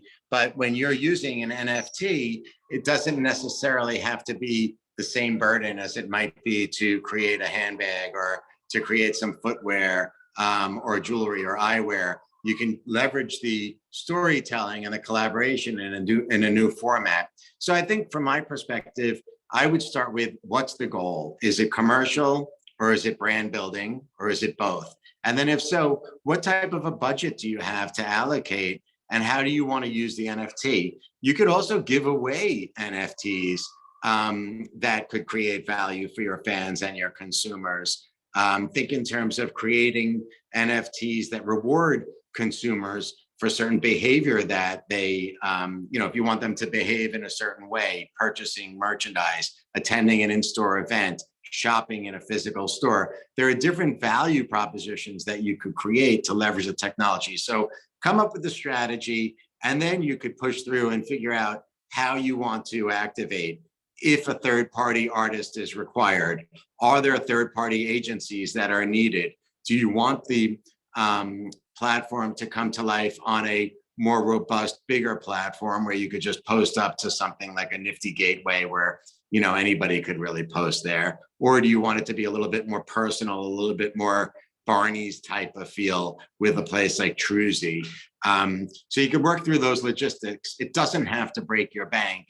And in fact, this could become a real profit center, a new profit center for a lot of these companies.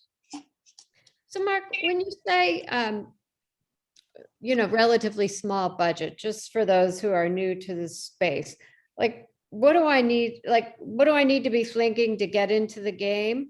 And, Sure. What's a range? Sure, it depends. So, at a base level, as it relates to creation of the artwork, you're going to need someone to do the heavy lifting to create a beautiful representation, whether it's 3D or animated, sonically inclined, something gorgeous, right? So at that base level, everybody knows, I would imagine, what it costs to get something like that done. If you're going to hire a freelancer to do that, you should be prepared to spend somewhere up to $20,000 per piece of artwork. I'm talking about a beautiful, super compelling piece of artwork.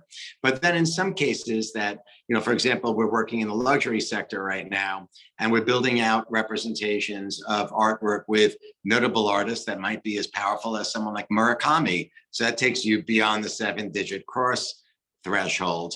But of course, that becomes part of a broader campaign that could impact product design and all marketing communications. Then you need to think about, how do we activate? So are we going to use just owned, earned, and paid for media? Is there going to be a physical event component? Is it an evergreen type of thing? So you need to build out a marketing activation strategy to support the program. It's not as easy as if you build it, they will come. Gotcha. Okay, there's a second part to the question here.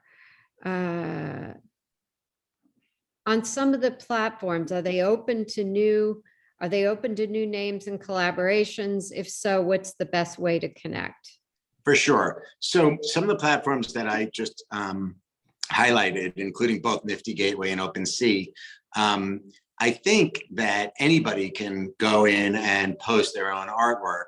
That's why I say it's kind of like a yard sale. Like my nephew, the art director over at a mass QSR, can make some great money right now by posting on some of these platforms. However, they're not going to tell the robust story and provide the full marketing support that a lot of the people, I would imagine, in the session right now would want. So you need to think in terms of, are you using a marketplace to just post the artwork and then you're going to create the marketing activation around it? Or do you want the platform itself to help shape that marketing activation plan? Gotcha. So can you tell us perhaps a story of the process that you've gone through, whether it's NARS or another brand, from, trying to ideate to make it come to life? Like, what's a successful path? I'm a designer. I've just created a new can. I want to sell it. What might that process be? Sure. I think the first thing to consider after you know what the plan is as it relates to both marketing and commerce is then to put together a timeline. I would consider both a retail timeline as well as an editorial timeline, because it's nice to tell stories using this artwork during special events, whether it's Fashion Week or award season or Christmas time and holiday. We're doing a ton right now surrounding the fourth quarter. Put together your timeline. Then you need to create a business model with your artists that fit within that time frame. So don't be shy to identify not just the deliverables, but of course, ownership of rights of the artwork. There are a lot of legal issues that come into play too. So, if it's possible, build out a work for hire agreement so that you as the owner or as the representative of the brand own all of the artwork. Then I would also recommend, as you work with the artist, that you create a finite amount of not just deliverables, but due dates as it relates to going through the design process so that you actually are launching within the preferred time period. There have to be some thresholds and performance obligations that hit those mutually objective milestones to make sure that you lead up and get to the launch. Then from a marketing perspective, what we do at Truesy, and I think it's the most effective, the NFT community is often like dropping product and then it goes on sale and then that's that. But we're doing it a little different. For us, we like a 4-week period leading up to the launch to create a marketing plan and to activate that marketing plan. And then we'll often keep the product selling for a couple of weeks thereafter, depending on what the product is and the goal. So it allows for the storytelling and for the experience for the consumers and the fans to be a lot more inclusive and to be a lot more robust. And then once that's done, the brand wants to bring the fan and the consumer along the journey and get them ready for the next story that will be told, or maybe even connects back to the initial story. So you need to think in terms of how you're going to bring the consumers and the fans along for that second drop too. Gotcha. While you were off, I was recalling something about NFTs, that in the resale of it, it could be built in so the original artist would realize a little bit of that profit along the way. Is that correct?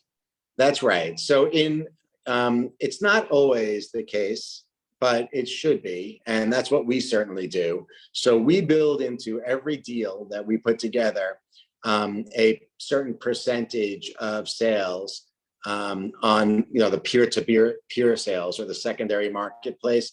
We build that in to the metadata so that the artist is paid in perpetuity forever. It's a really interesting model or part of this new technology, in that if you think about drop culture and all of these resale platforms, whether it's StockX or eBay or Grailed, they're making a tremendous amount of money by purchasing for an opening price point and then reselling, but that's all happening on the secondary market. What brands and artists and creators could do now is they can actually have secondary peer-to-peer sales prior to even dropping the physical product itself. And it allows for companies then to create new forms of revenue and new profit centers by taking advantage of what they're typically losing now on the secondary market. Does that make sense, Karen? Completely. It's kind of exciting. Totally. It's totally revolutionary. The other thing that we're finding, and this is another reason why we're driving towards that exclusive access business model, is that it also removes the bots from the equation. So think about how many people, I'm sure there are so many people on this in this session right now, they've gone on like the Nike sneakers app, but they still could never get that new Jordan drop because all the bots buy up in advance. And what we're doing here is allowing for a situation where actual people can buy the product, and that's great for brands too. Right. No, very, very much so. So, I think it's a big concept for a lot to get their arms around. So, I know your company specialize in it. I'm sure there's others. So, but like, how would we work? You work with you like an agency that kind of talks us through the digital space. How is that? How are you working with brands? So companies are hiring DMA United to help build out the strategy, the commercial strategy to identify and secure artists. So for example, with NARS, we have 3 phenomenal women that we've brought on board. Nina Kravitz, who's an amazing DJ based in Russia. Azed Jean-Pierre, who's a fantastic fashion designer based here in New York. And Sarah Shakil, who's an artist based out of London. So we'll help identify and secure the artists. And then we'll also provide all of the content as it relates to the marketing vertical to activate the program that our brand partners could use, not just within the world of Truesy, but within their worlds too, right? For owned, earned, and paid media. And that's basically how we've been used on the agency side. But then on the other side of the equation for Truesy, Truesy handles all of the programming, the back end programming, all the blockchain technology piece of it, all the minting. They build out the wallets. They make sure the artwork is disseminated appropriately to all of the purchasers. The team also follows through with regards to dissemination of the physical merchandise or ticket sales or beyond. So it's pretty comprehensive. Gotcha. I know your book's coming out. Can you tell us a little bit about what's thank you. coming and when it'll be available? And we want to share it with our group when it's ready. I really appreciate that. What we wanted to do was create a book. I'm very excited about it. It's my first book, but I wanted to create a book that takes a very complicated concept and really just creates a simple explanation of what's going on. So this is not for the tech people, it's really for the fashion tribe. Yeah. And we kind of go through what's happened in the NFT space for the, for the period of launch. It's going to be coming out soon. It looks like it's going to be this fall. I can share more information. I think you could pre-purchase right now, actually, on Amazon. I think it's available. I've been getting some notifications that you could pre-purchase now, but it's going to be released this fall. And it's really, really a rudimentary look at the different ways that blockchain, NFT, and digital artwork has been used and could be used forward-looking. Well, thank you. If there's any last questions, we probably have time for one more. There's one more popped in there. A thank you email. My email is in the chat. I'm going to put it up there one more time. Let's see. So thoughtful, Karen. I really appreciate it. Oh, listen, we're super excited about, about the opportunity and thankful to have you with us today. So sorry, we had a little technical glitch, but we got No you worries. back and we got the questions answered. I already got an email, so I'm excited to. All right. I'm excited, and you'll let me know when the book is ready. You got it. We'll get it out. All Thanks right. so much, Karen. All right. Bye, Take everyone. care. Thank you, Mark. Thank Everyone, you. Bye-bye. Stay tuned, because coming up next, we have a very special interview between Jay Lakhani, who is one of the founders of a company called Deepa Gurnani. Check them out if you don't know them, the most beautiful jewelry. And he is also on our board. And Jay also runs our Accessories Innovation Committee, which is one of our mentoring programs. So excited to have Jay with us. And as you see popping on the screen, Randi Zuckerberg. And Randi is joining us, a very busy lady, taking some time to talk to us about what is going on in her world. And we're very excited to have Jay and Randi with us.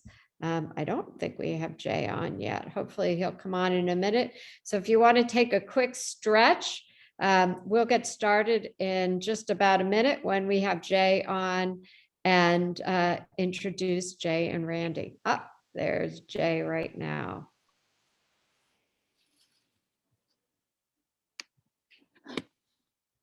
Jay, I'm wearing your headband.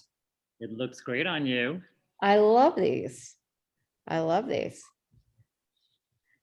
So we are live, and Jay, I'm going to have you pop up, and I gave you a little plug before you came on. Look at you in a suit and tie. Oh my gosh. I am ready for the business workshop. I want to feel like a proper businessman doing this. Jay, you look so handsome. I'm ready for Karen and Randi. I have to say I'm very excited for this opportunity. Well, okay. So I mentioned founder Deepa Gurnani, Deepa and Jay, husband and wife team, and we get to peek at some of your beautiful things behind you. My showroom. Also, Jay is on our board of directors. He is the chairman of our Accessories Innovation Committee. And for any of you who are watching our Instagram live, he's our superstar interviewer every Wednesday at noon East Coast time. Just log on to Instagram for his live interviews, which have been pretty outstanding. So Jay, welcome. And you have a special guest. I have a special guest. I have the guest that who really needs, this woman needs no introduction whatsoever.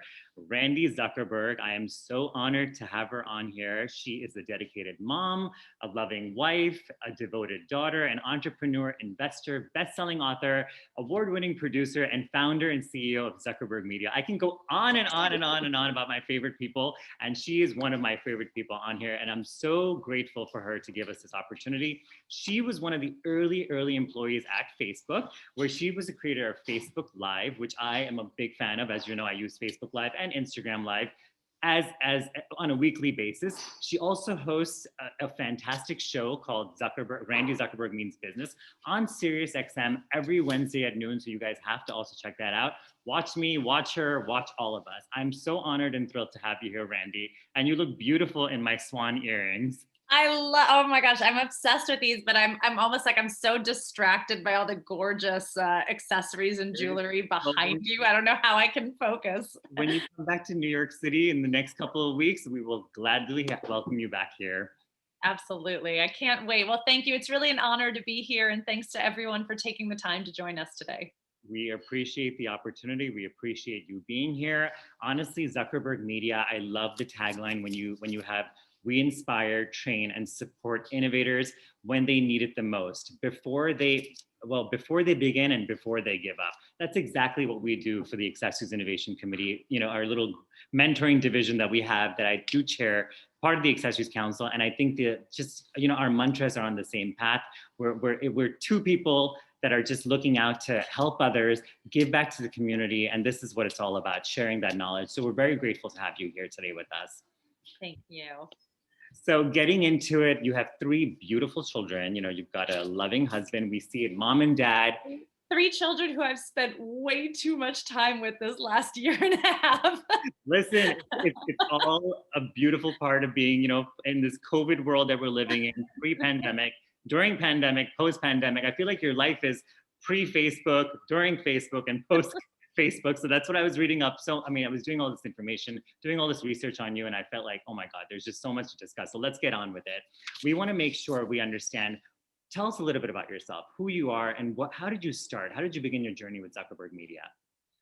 Thanks. Well, first of all, I'm a true believer that our lives have many chapters, and those chapters, they don't have to make sense. They don't have to come in order. I know when I reflect on my career so far and where I'm going, it's, I think I'm already on the 14th chapter of my career. Wow. But, one thing a lot of people don't know about me is that I actually started as an artist myself, not a beautiful designer like you are, but a theater artist and performer. And my dream, my whole life, was to sing on Broadway. But when I got accepted to college, my first week, I got rejected from the music major. So my dreams came to a screeching halt.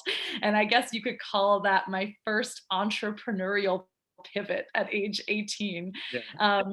That was a tough moment for me, but another thing that I learned is that if you are a creative, curious, passionate person, you can find a lot of things that you're interested in this world. We don't just have one calling or one thing that we're doing. And so I discovered a deep love for marketing and for business. And after I graduated, I went to work at this ad agency in New York City. And the funniest thing happened to me there. There were about 30 of us that all started together. 29 of those entry-level hires got staffed on these glamorous marketing and ad campaigns. Not me. I got staffed on this brand new startup inside the agency called digital marketing. And I was pissed off by that. I did not want to be on I was like, digital marketing, what's that? That's like a dead end job. That's nothing. Well, no, it's not. Turned out to be really lucky staffing because, as you know, and as everyone here knows, aligned. I tell you, it was karmic. Totally. It was the luckiest thing that has happened in my career, because 2 years later, all my friends were still getting cappuccinos on television sets and faxing things as their full-time job. And I was running the fastest growing team in the agency. And that was when I got the phone call from my brother being like, hey, so I could really use someone who knows digital marketing. It's family that turns to family, and then you have to help when the time is right. Exactly. And what he really meant by that was that he needed someone to work for free. And that was the one he knew. That's the perks of family, right? You got to do what you have to do. That's right. So I thought I was going out for a week to give him marketing advice. I ended up staying for a decade. And then the kind of the journey continues from there. Yeah. And then, so what were the steps you took to launch this company? I know there was a lot with Facebook, and I know there's a lot that you've done in the past, but let's talk about this company, Zuckerberg Media. What is the initiative behind it? What do you want to do with it? And as a startup, what challenges did you face?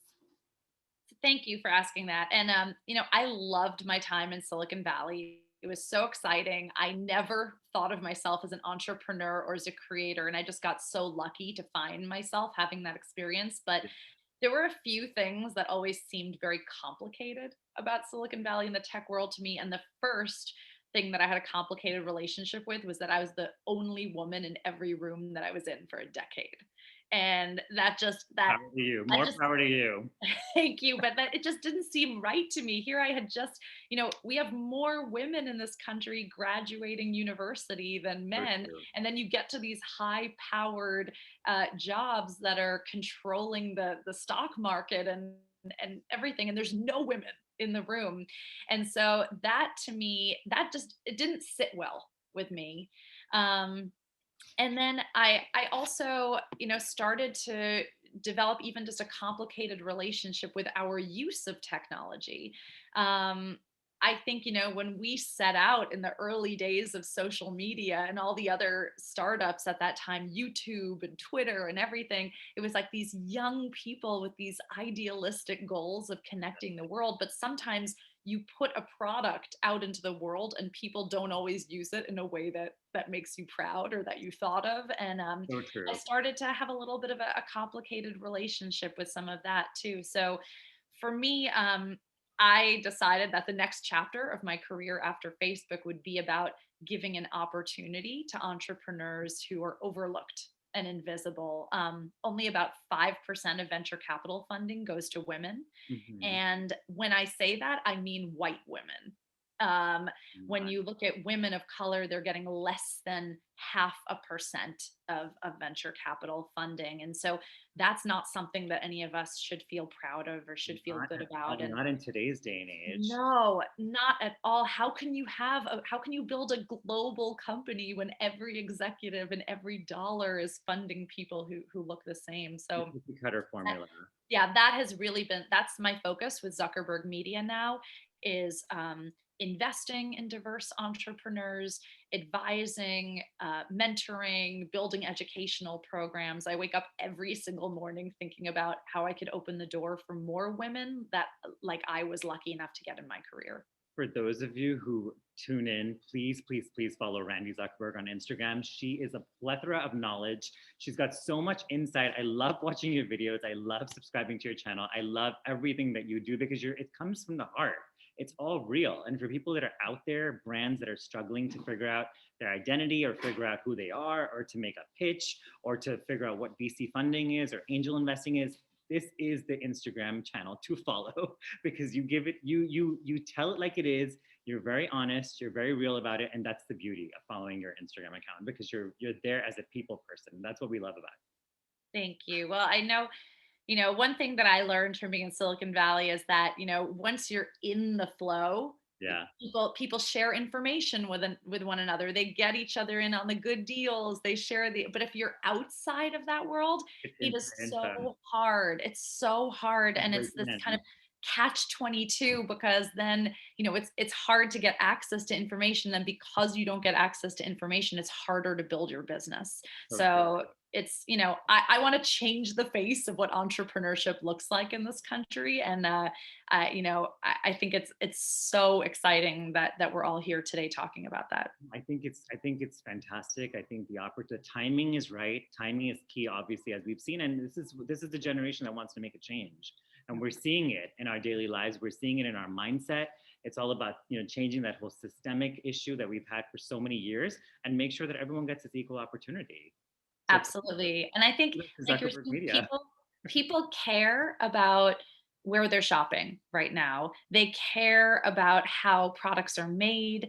They care about the story. Yes, they care about how well the employees are treated, where things are sourced and come from. So I think this is an incredible moment right now that for, really every designer and accessory company out there has a megaphone with social media to tell their story, and an audience that really deeply cares about where the things they buy come from. It's just resonating with people and just being transparent and telling them about who you are. You know, that platform is it's so immediate, it's in real time, that we didn't have this years ago. You know, when we first started, my wife and I started 15 years ago, we didn't know. It was like traditional PR, which is still great, but you know, we've got this access, this tool in our hand that we just play around with and say, okay, here, let's get some initial feedback. And that feedback comes so quick. We're like, all right, change the design, keep this working and keep this going. It's just fun, you know? Totally. And I love it. It's all about being nimble like that and getting data. So it's exciting. And now here we are with your beautiful, gorgeous pieces. You're so kind. Now, when it comes to creating a perfect pitch deck, right? What advice would you give to an entrepreneur or startup?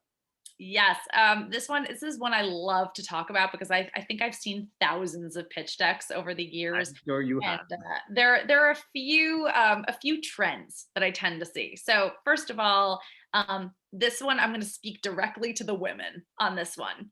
Women, you have to lead with why you are the best at what you're doing. The men do it. The men come in and their photo is on slide number 2, talking about all their accomplishments and why they're an entrepreneur. And it sets the tone of the meeting. From that moment, you're like, oh, I'm sitting here with an expert.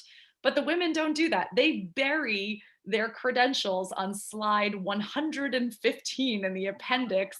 And so I want you to come in with your pitch deck bragging about why you are the best person in this crowded industry to lead to success.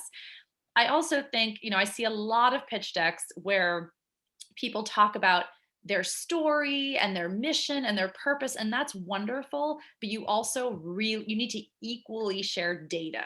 You need to equally share why this is a good business opportunity, what the overall market is, how much of that market you can capture. Because if someone comes into a meeting and they have a lot of passion and love, like I want to give them a hug and pat them on the back. Not the time and place for that meeting. Yeah. That's right. I don't want to open my wallet for them. Yeah. But if someone comes in and I see both passion and a real rigor of data, and I can really understand how this is a business, then that is definitely an entrepreneur. The final thing I'll say is that I think a lot of entrepreneurs think that their pitch deck is what's selling their business, but it's not. It's you. Yeah. I've seen that here. Yes, all businesses change. You even just said, Jay, that like you had to, tweak your product and change a million times along the way. All businesses change. So no investor expects that what you have in your pitch deck is what you're going to stick with. But what they are stuck with is you. Yes. And so it's really important that you sell yourself and not just lean on a pitch deck to sell your company. This is great insight coming from you. For all you brands out there listening and tuning in, please, please, please, this is being recorded, but take notes because you are definitely going to want to follow this path over here. What are investors looking for from startup businesses? What can brands do to get ahead of the curve? Sure. Well, I think there's a few things, especially that small businesses can do. Investors really love to see some sort of product market fit. So that's the first thing I look for is, are people liking your brand and your business? And you can show that in a number of ways. You could show that from, sales from a pop-up or a trunk show. You can show that from a Kickstarter campaign that you had successful fundraising. But I think even in some small way, if you can walk into a meeting showing that you've already had some success and that you already have some customers, that really goes a long way than if you walk in and you're like, all right, I have a dream to make swan earrings, but I've never actually made them before. And here's my dream. I look for that grit in entrepreneurs. I want to see that they're experimenting with marketing and they're trying new things and they're out there networking. So you don't have to have sold even, thousands of dollars worth of product, but anything that you show that can show that you know how to reach customers, I think goes such a long way. That's so great. That's such great advice. I mean, a lot of people get so flustered because they're young brands, they're doing it all. I mean, there's the business side, there's a creative side. Thank the Lord I have my wife. She is the design side. I meet her when I do design, but I'm more about the hustling and the sales side. So, we work, we kind of make it work together. But, entrepreneurs have to work so hard at selling themselves consistently and constantly. It's just all about, marketing themselves and putting themselves out there. But when it comes to public speaking, I know you're big on this. How can you share any tips in terms of what may help people get out of their comfort zone? Because public speaking makes everyone nervous. Listen, I was nervous talking to you today. I've been practicing for the last 3 hours and trying to get this conversation rolling. Friends and family have been forwarded messages, get on live 2:00, make sure you support me. So I, of course, had things, where there's a lot of preparation that's involved when it comes to public speaking, but what tips would you give us?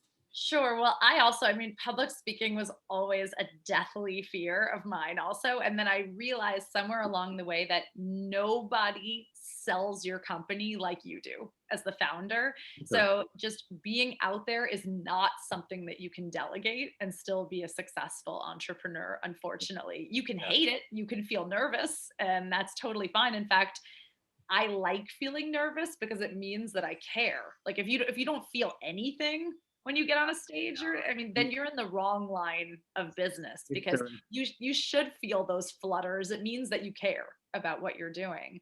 But nobody is going to have the passion for your business like you do. So I highly recommend you can start small. You can start with being on some Instagram lives or doing some little videos, or you can even start with writing if you're more comfortable putting your voice out through a blog post or through things like that than through video.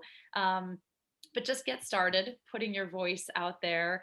And when you get to kind of level 2, it's a great idea to, do a little bit of formal media training. I think there are a lot of PR people you can hire even for an hour or 2 to give you some formal media training where they'll videotape you and give you feedback. Or taking an improv class, I found, is a great way. Like if you can learn to just be like ridiculous on your feet and not care about failing, then that really translates into public. That's the main thing. People just don't even go in because they're so afraid of failing. But I feel like if you don't go in, you've already failed.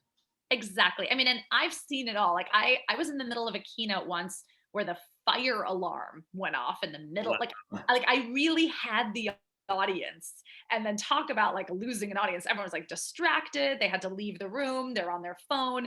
And then finally 45 minutes later, when they got everyone back in the room, I'm like, oh gosh, like I can't just like pick up where I left off. How am I going to do this? And so I just ended up cracking a joke. I was like, so sorry guys, like I hadn't written the second half of my speech yet, so I had to like couple the fire alarm, like desperate times. And then just like silly things like that. Like the more that you get used to being in front of people, the more that you can kind of roll with anything that happens. I agree. Listen, you have to make sure you just you believe in yourself.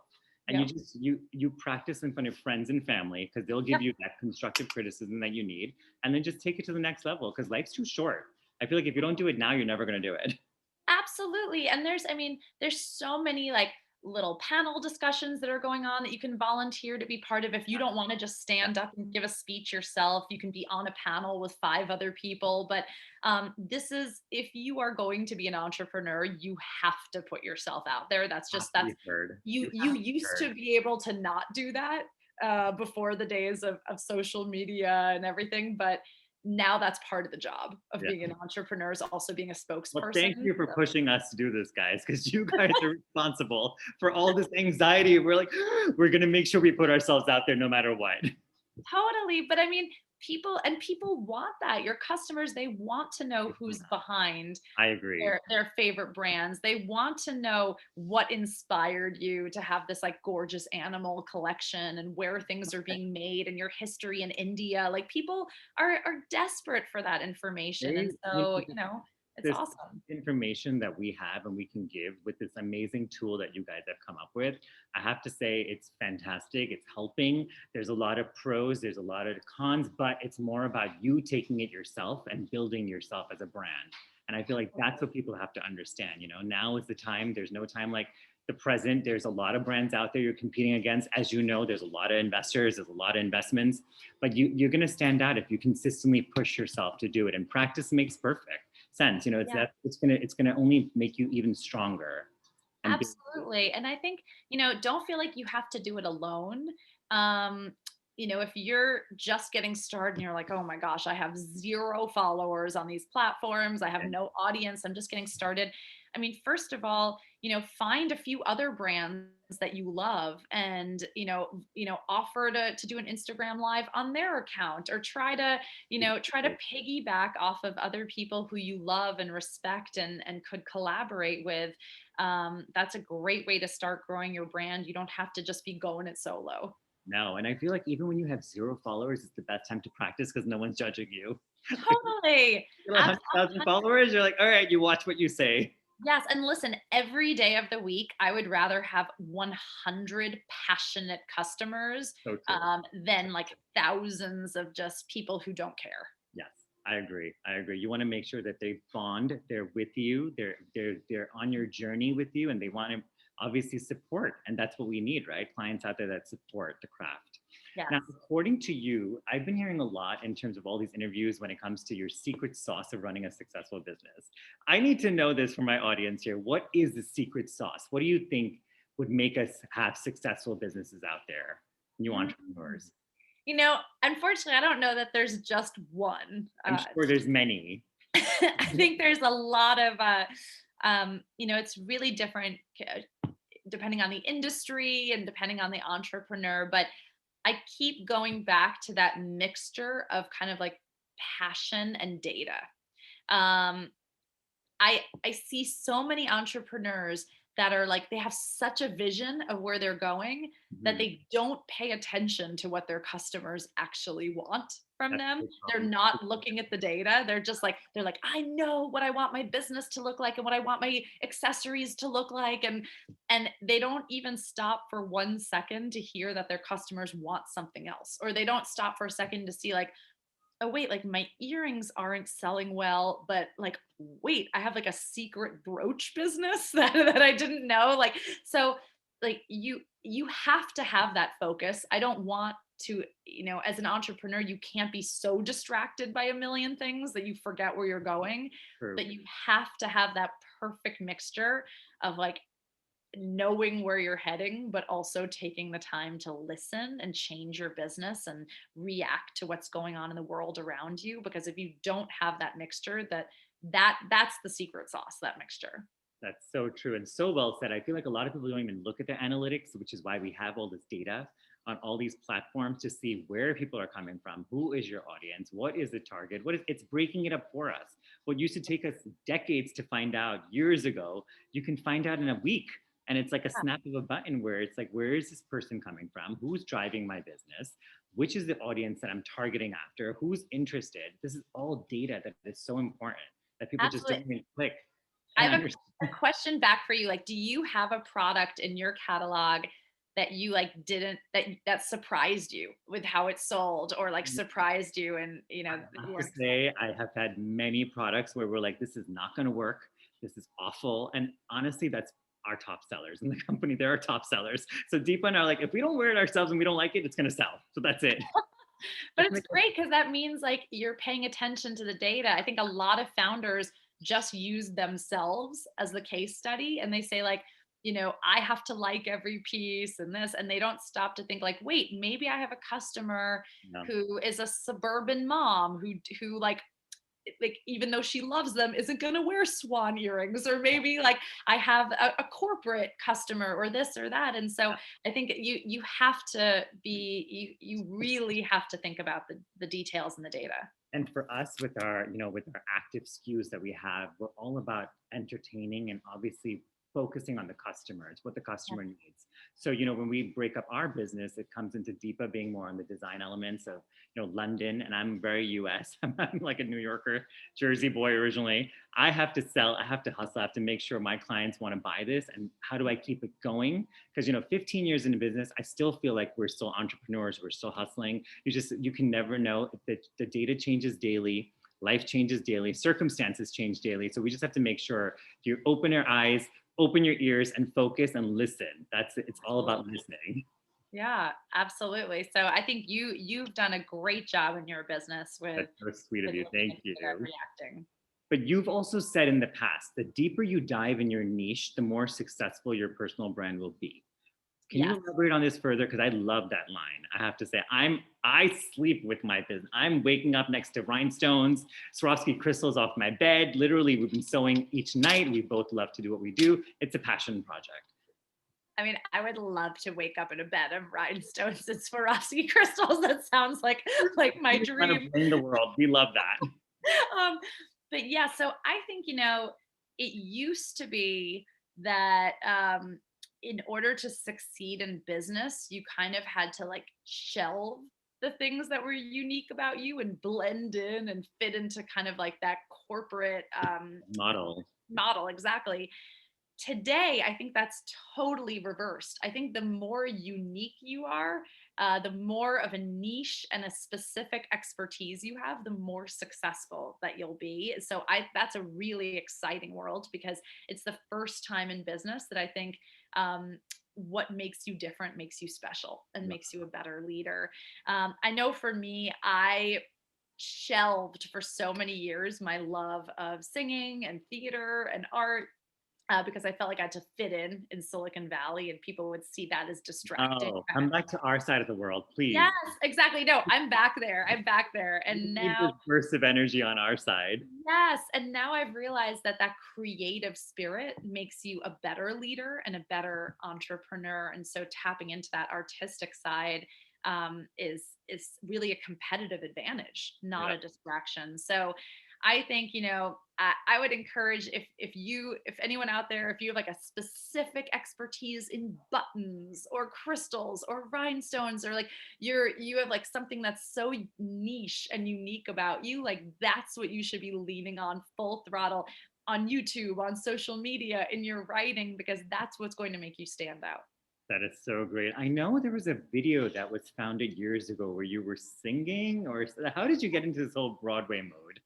Yes. Okay. So, so kind of taking my story back full circle. So, while I was in Silicon Valley, I started this 80s rock band. We were terrible. I mean, god awful. We never practiced. Our motto was we play for both free. are 80s babies, so we know. That's right. Yes. Woohoo. Okay, so we were a terrible band, but I got a call out of the blue one day. I had just found out I was pregnant with my second child, and it was the producer of an 80s rock Broadway musical. Wow. And he was like, "We are looking for a tech personality to come star in our Broadway musical." We called like 5 people. All of them said, "You, Randi, and do you want to star on Broadway?"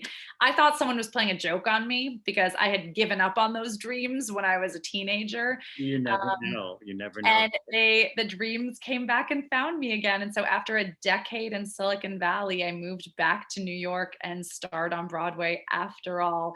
And there started another wild new chapter of my career. So that's it's been an incredible journey to have the experience on both the tech business side and the artist side. And now I feel like I'm able to use that to invest in creative ventures and help advise and start creative ventures in new ways. Even working on this concept Dot, right? This whole cute little cartoon that I was watching. I'm Yes. like, it's our tech girl. It's you. Yes. I think, there's shockingly such a lack of female characters that are into science and coding with young kids content. There's a lot of STEM content out there, but most of it still has the traditional boy characters leaning forward. So I wanted to develop I wrote a children's book called Dot about a tech savvy little girl. And then the Jim Henson Company turned it into an animated show that's around the world. So that's been really exciting. And now I work with all sorts of companies like Rebel Girls. I'm an advisor to them, and all sorts of companies that are making like really awesome girl empowerment content. Amazing. What people don't realize is that I can bring in the money, but my wife manages the money. All Yes. women all Indian women manage money so well that husbands should not even touch the money, just bring it in and let the wives manage it. That's how it works in our world. Totally. Well, I could do a whole other session on women and investing. That's something I'm very, very passionate about. I sit on a lot of boards of companies that are around investing. And that's, desperately an area where I want to see more women stepping up vocally also. They have the tools, they have the knowledge. They need to push themselves to get out there because they manage money so well. They multiply it. Yes, So, absolutely. Deepa, you take care of all the money. I'm just going to help you bring it in. That's right. And then you make sure we don't lose it. Exactly. No pressure though. How are you marketing your company these days? Coming from you, Zuckerberg Media, what should we do to help and to give us an insight into what's helping, what's working for you? Yeah, well, so our business is a little bit different in that Zuckerberg Media isn't really a consumer-facing brand. The specific projects that we do under that umbrella are consumer-facing, but Zuckerberg Media in itself is more of like an agency. So we don't do that much marketing for the parent company, but what I have learned to do is to really rely on partners to do a lot of marketing together. So again, you don't have to go it alone. You don't have to have a huge marketing budget. I have my show on SiriusXM. I'm in constant communication with the marketing team at SiriusXM to see how can I leverage them? How can I get into press releases and things that they're doing without having to have my whole own PR team for that show? With Dot, I really leaned on the resources of NBC that broadcast the show and Jim Henson. And so I really think some of our most successful marketing can be done just by successful partnerships. I agree. And the voice, you love using the medium audio, right? You love talking. I love audio. Yes, because I'm a busy mom and I don't always have the time. Like, listen, it takes a lot of effort to look this average. Like, let's be real. And from audio to visual, because you look gorgeous. We need you out there. We need this face out there. Thank you. But it's like, wow, it takes a lot of effort to even look this mediocre. And so when you're not golfing, you're not handling the kids. It's like when you're not taking care of Brett, there's a lot that goes on into your life. Totally. So audio is a great medium because you can be multitasking while you're doing it. You can be in your pajamas. No one cares how you look. And you have this really you get undivided attention with your listener for 30 minutes or so. So true. And then, you've mentioned it. What are your thoughts on collaborations in the industry? You say it's good to collaborate. You say it's good to join forces. What should people be looking at when they're looking to collaborate for their brands? Yeah, I love collaborations because anytime that you can leverage someone else's audience, they're basically helping you access a whole new audience. They're helping you do free marketing. And if people are passionate about their brand, suddenly they're going to get introduced to you in a really exciting way. So I think collaborations are really exciting. Now, the one thing I will say though is that they do take work and take time. And so everything does. Everything takes time, effort, energy. You got to put it all there. 100%. So as an entrepreneur, you're one person or maybe two people if you have a co-founder. And so, you just really have to think very strategically about your time and where you're focusing your energy. So, if you're at a point where you need to push your own brand a little bit further before a collaboration makes sense, don't feel bad about saying, I'm not ready right now, but let's check back in a year from now. There's nothing wrong with that either. So definitely take advantage of collaborations, but only if you are ready. Listen to that inner voice. I keep, saying, oh my God, yes, no, maybe so. Everyone's in 2 minds, 3 minds. I feel like, what, honestly, when it's timing, especially when it's, when we come into our world with spirituality and karma and yoga and things like that, it's when it's meant to happen, it's going to happen. Totally.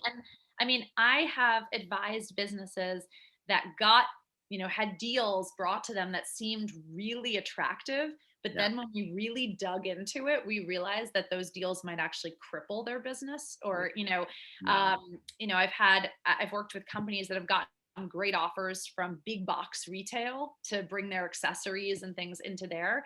But then when you think about, okay, well, what does that mean for the supply chain and how many more people are they going to have to hire to maintain that? It just, at the end of the day, the finances didn't make sense. Yeah. And it was actually going to maybe actually be a financial loss for the business rather than a gain, even though it seemed exciting on paper. So I think it's also really important to not get like so excited about collaborations and things that you don't, really do the diligence about what a deal means. That is such great advice, Randy, because honestly, you get excited with all these emails coming from all these big guys and you're like, wow, I'm going to do it. But this order can cost you the rest of your business. And that's how, we've been in that position many times. We understand, we've been around for 15 years now. You've been around for many years now. You understand, like, it may look nice on that day, but in the long run, and when it comes to the business model, does it fit? Totally. There's no such thing as an overnight success. I'm so sorry to say that, but it just doesn't exist. If a business looks like it was an overnight success, it just means that the entrepreneur was hustling quietly for 15 years before that. And so it's people think plans come up overnight. They've been around if they go back into researching the brand, 25 years. They've launched in 1970. We're like, the name comes out now, but it's taken a lot to build that foundation. That's right. I mean, I started Facebook Live back in 2011. It didn't launch to the public for almost 6 years after that. So it took 6 years to become an overnight success. Yeah. And when you get an email from a big box retailer or something like that, and you're like, this is going to make my business overnight. No. It's not. There's no such thing as an overnight success. It's better to grow your business slowly and organically. Yeah, then a lot of leverage that's involved. You can't just throw it out there and just expect it to work, right? That's what a lot of brands I talk to. I'm like, no, you can't be everywhere. You need to make it special. You need to make it niche, and then plan and position yourself. That's right. So I always give the advice, okay, like start with a couple of stores, dip your toe in the water with this partner. Exactly. Maybe, instead of being in 30 of their locations, why don't we knock it out of the ballpark in 2 of their locations and then expand from there? It's like all the data with the sell-through and the margin. I mean, there's a lot that comes in, especially with the big box guys. People don't understand they want to be in all doors. That all door can make you or break you. And that's a high risk. That's right. So it's important. I mean, these partnerships can be amazing and they can put you in front of a lot of consumers. You just have to do it really thoughtfully. Strategically. Correct. If there was one thing you would have done differently, what would it have been and why? What was that one mistake? Give us a mistake, I'm sure. Listen, we know you're all perfect here. We want to make sure. Gosh. I am definitely not perfect. If you even saw the disaster that my house looks like right now. Well, I will share something that I thought was a failure that wound up being a success, because I think that sometimes things that we think are like huge mistakes and failures actually end up being a part of the process. Exactly. So after I left Facebook, one of the first projects that I did was NBC hired me to direct and produce a reality show about Silicon Valley entrepreneurs. So I spent about a year of my life working on the show, recruiting, filming, directing. The first episode was a huge hit. And then the ratings just slid and slid and slid. And then finally, I got this like sad call from the network that they were moving our show to 3:00 in the morning as the time slot. And then I got another call a day later, like, so sorry, we're actually going to run the rest of the episodes as a marathon at the same time as the Super Bowl. So I was like, oh gosh, that's death. I mean, that's like a show has died. Nobody wants that. Nobody wants that. No one wants that. And I sat there and I was like, oh my gosh, I spent a year of my life. This was the first project that I did going out on my own after Facebook. And now it's like such like an abysmal failure. How am I going to pick myself up from this? And, but a few years later, when I wrote my children's book, Dot, it was that same executive at NBC who called me and was like, you know what? that first show we did together didn't work that well, but you were really great to work with. And so let's give it a go with the second show. Let's make a children's show together. And that show ended up being just so successful and all around the world. And I never would have gotten that opportunity had I not done that first show. That was such a failure. So I think sometimes in life, things that look like failures are stepping stones that are disguised, and so maybe it true. takes you years to realize their purpose. And going back to what you said, it's you're selling yourself. Look at that impression that you left with that executive and how you got dot, right? So it's you. I mean, we can't, some of these things we can't control it. Numbers, data, TRPs, we don't know. We're trying our best, but if you give it your best shot, you know something else is going to come out of it. That's right. There's that famous quote. It's like, no one remembers what you say. They remember how you made them feel. So And true. people, in every interaction that you have with a customer, with an investor, with a partner, they're not going to remember the data points that were on your PowerPoint. They're going to remember like what it felt like to be in a room with you. Yeah. So true. So true. On a side note, you clearly love to accessorize. I see it. I know love it. Describe your personal style. Okay, well, if I had to describe it in one sentence, it would be classic with a touch of Vegas is my personal style, because you can usually find me wearing like kind of more muted colors, black, navy blue, things like that, but with like an East Coast girl. You are our girl. Yes, I'm a New Yorker, but like with a wildly fun headband or necklace or earrings. I just think like it's, every time you leave your house, they're a part of your personality, and like why would you leave the house without your personality? It's So who you are, right? With the Accessories Council, like you make us so proud and happy because you rock accessories so well. We see it, we're like, yes. Sometimes in a season we see runway models with no accessories, and we're like, this is the death of accessories. Oh. Because people follow that. We're like, we need more people out there to advocate accessories. Yes, I mean, I think it's so awesome. So many accessories that I have given me the opportunity to strike up conversations at cocktail parties or networking. Like, I guarantee you, if I wore these earrings to a networking reception, like it would give me an opportunity to start a conversation with anyone, and people would walk up to me and they'd like compliment my earrings, and then that's an icebreaker that would enable me to get into business. So I think accessories are not only a fun way to show your personality, but a tremendous business advantage, because again, there's so many people that you meet at these networking events and conferences. They're going to like remember the person with the swan earrings who they talk to. That is the best. That is the best feeling when we see people like you supporting the craft, and we see people like, a lot of people out there that are so supportive. It's just, we're grateful and we're humble. We just can't believe that this is an opportunity that, God has given us to put ourselves out there, and we're using what we can, and we're using this medium. We're using what we can to let's make it work. Now, when it comes to Zuckerberg Media, what's next? What's happening? Can you share some fun things in the pipeline? Yeah, well, it's funny because my work in both technology and in theater has kind of given me a unique opportunity to now be able to combine these two worlds. So coming out of this pandemic where, oh my goodness, talk about industries that got decimated this year, the live event theater space. I mean, just no one has worked for a year and a half in that space. So for me, a lot of what I'm working on right now is working with theaters on how to introduce technology to revitalize the theaters and bring them back, whether that's live streaming or new forms of ticketing or combining digital audiences in new ways. So for me, that's a lot of my focus right now on taking these two worlds that I love so dearly and bringing them together. But on the side, I also do a ton of angel investing. One of my favorite things to do is yes. For our audience, what is angel investing? Angel investing means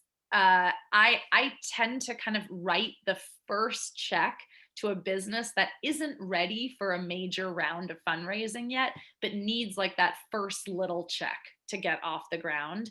And my specialty is really in doing that with female entrepreneurs and entrepreneurs of color. I've worked with a lot of entrepreneurs who are immigrants, entrepreneurs who had a successful business in another country, but are struggling bringing that business to the United States. And so these are, these tend to be very small checks that I'm writing, but meaningful checks to an entrepreneur who can get a business off the ground and then show, walk into that next meeting saying, Randi believes in me, and so you should believe in me too. And so that's, I do several investments like that every year also. And you don't realize that you're making such a difference to somebody because they will always remember that you did that for them.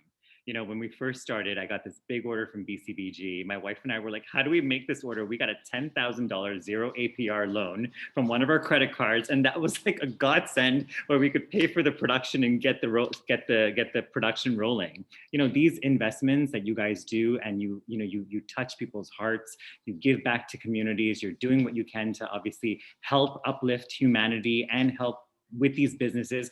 I mean, kudos. It's everyone's going to remember this, and I hope everyone's going to remember this conversation that we've had today. And, just take things back, because just to sum it all up, it's about who you are as a person. And that is just going to resonate and stick to other people. Absolutely. Completely couldn't agree more. We're so happy. So Karen, any questions for us from the audience? Can we open this platform up? We absolutely can. Thank you so much. Let's see what we have here. Well, people would like to follow Randi on Instagram. So how do we find you? And I also have a couple questions like, where do we get those earrings? So yes. Let's do those first. So Perfect. How do we follow you? Yes. So on social media, I'm my name, Randi Zuckerberg, on Instagram, Twitter, Facebook.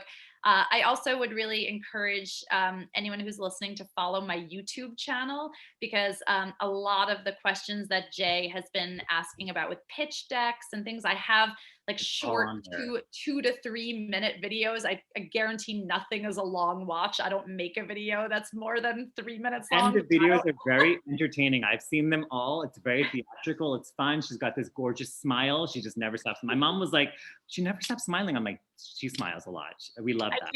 I do smile a lot. Happy people make us happy. So, and really anything about fundraising for your business. I have content on YouTube, and if there's stuff that you don't see content that you want to see on my YouTube, message me and I will literally make a video for my YouTube. Like if there's something that you want to see, I have people all the time. I just did a whole series on balancing being a mom and starting a company, because I had several people emailing me saying that they were wishing for content on that. So guys, when you message her, she does get back to you. Trust me, I did it. I took a chance, and look where we are today. Totally. So we can link your YouTube channel to our recap, so everybody will be able to find it. So when you work with brands, do you only work with brands that are based in the United States? Do you work with international companies? Yeah, I've started doing a lot more with international companies. Right now, I'm a partner in a venture firm that's based in Israel, that's helping Israeli entrepreneurs who want to bring their businesses to the US. I also just joined the board of a media company in South Korea. So for me, I learn so much when I travel overseas and I see the different issues and the different opportunities and what's working in other companies. And I think that, it's almost essential today as an entrepreneur to be tuned in and tapped into what's going on, not just in your community, but around the world. So that's something that's has started to become a bigger focus for me, and that I aspire to become an even bigger focus in the coming years. Great. So if anyone has questions, you can put them in the Q&A section. You could put them right into the chat for Randi and for Jay, and we'll get those answered for you. So what's coming up next? I know you mentioned a little bit of some of the things that you were working on, but what are you excited about in the, hopefully as we all get back to work in the not too distant future? Yes. Well, I'm excited that theater is opening up again. That is something that I think we've been missing in our lives so dearly for the last year and a half. And so seeing a lot of my beloved shows that I'm a producer on, and seeing people returning to work in those spaces is really exciting and promising. I'm excited to like wear fancy clothes again and have places to go. I can't wait for that. But at the same time, where a lot of parts of the world are still struggling and still going back into lockdowns. I mean, I mentioned that I'm on the board of a company in South Korea, and they're back in lockdown now in that region of the world. So it's everything feels like a moment of celebration, but also a moment of realization for what's happening for entrepreneurs and for businesses outside our borders. So just I'm trying to balance those emotions of being both happy and still having a global perspective. Great. And Jay, where can we get those earrings? It's on our website. It launches next week. Randy's got the first pair. Obviously, I had to make it, a little special for this event. So tune in. They're on www.deepagurnani.com, and there are fabulous swan earrings. They are fabulous, and I can attest they're so lightweight. Like I barely even feel them on my ears. So they're fun and easy to wear. Very cool. Very cool. Well, I have no more questions on our end. We did so much talking that we just answered everything that people had. I think we did. And you know what? I love it because I'm a mom. Like I could use the few extra minutes in my day too. So I think that's a successful panel discussion right there. There Well, is we one thank question you. that just popped up, Karen. I think somebody has a question. You got what? Oh, here they come in. Oh, there we go. Oh, okay. I'll answer. I'll type that in. Can you, Jay, you see the top question? Yeah, I see. Thank you both so much for doing this. What an incredibly inspiring conversation between two leaders. Randy, your leadership for women and girls and making a difference for others is wonderful. Randy, do you have any future plans for projects like DOT for young girls? So important and needed domestically and globally now more than ever. Oh my gosh, that's such a great question. So one thing that I've transitioned to, instead of just creating original content myself, is I like to be able to scale. And so I've started to actually become an advisor and a board member of other companies that are making incredible content. So I just joined the board of a company called Rebel Girls that I highly recommend anyone check out for your kids. They have just these like incredible girl empowerment stories and videos.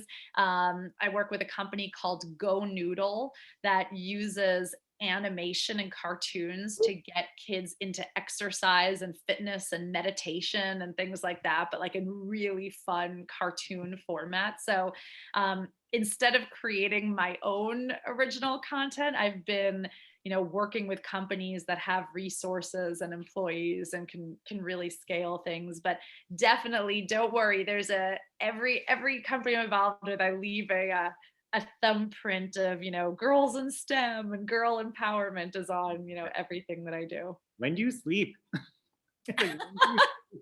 No. So I have a mantra. I'm glad you mentioned that because I meant to say this earlier and I didn't get to mention it. So I have a mantra called Pick 3. And it goes like this: work, sleep, family, friends, fitness. Pick 3. You don't get to pick all 5 of those. I'm so sorry to break it to you. Question. Yeah. You can rotate which 3 you're picking. So like every day you could pick a different 3, but you don't get all 5 of those. I'm always naturally energized. I drink no coffee, no tea. Deepa's like, when do you sleep? I'm like, you sleep when you die.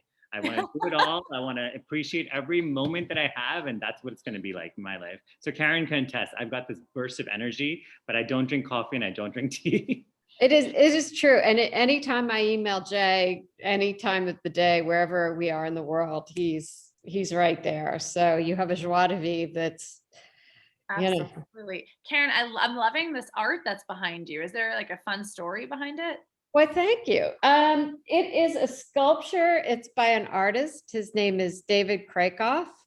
And it's metal and different dimensions. I have a couple of his pieces. You know what?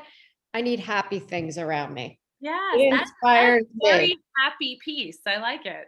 Definitely inspires me. Jay's like, look at behind me. This is my happiness. He has a sea of happy behind him. I have a little, I have my Deepa on too. A little subtle hairband. Good. Thank Well, you. It's awesome. I love it. I love the fish. I love everything. But Well, thank you. Yes, it's David Krakoff, Kracov. And there's a website, and his stuff is just, some of it's funny, but it all make you smile. well, I love it. I mean, that's what I love about everyone who's on this live stream today is you guys are in the business of joy, Yeah. which is a business that is so desperately needed in our world today. So kudos to all of you. Oh, that's so sweet, Randy. Well, thank you so much for your time. I mean, we knew you were busy, but after listening to you today, how busy, very busy you are, and to give up, to pick us as one of your 5 is Absolutely, 100%. it's an Jay's honor. superhuman, but I'm on my 8th cup of coffee for the day, so I'm apparently not as superhuman as Jay is. But thank you for having me. We really appreciate it, Randy. And I can't wait to be back in New York and see the showroom in person. Absolutely. We'll have you back anytime. Yes. Yay. Anytime. So speaking of coming back, I'm going to just pop this up on the screen. Can you see that? We can. Hopefully you can't see my whole screen, but if you can, there's nothing bad up there. Next week, we have John Dick from Civic Sciences. If you like Marshal Cohen, you will love John. It's insights to what's happening at the world at large and consumer behavior in a very different way than what MPD does, but alignable. So again, you're going to leave with knowledge about what's happening in the market that will help you shape your business. Then we'll have an incredible panel on diversity and women and how to, get more diversity in the fashion industry, which we all need. And then an amazing presentation with the team from Cassandra. It'll be another great information-packed day. Big thank you to LIM for sponsoring the event. Big thank you to all of our panelists today, to Monica Rich-Kozan and Beth Goldstein, who are our chairs of this committee to help pull the day together. I thank you, and I look forward to seeing you all next Monday at noon. Take care. Have a great day.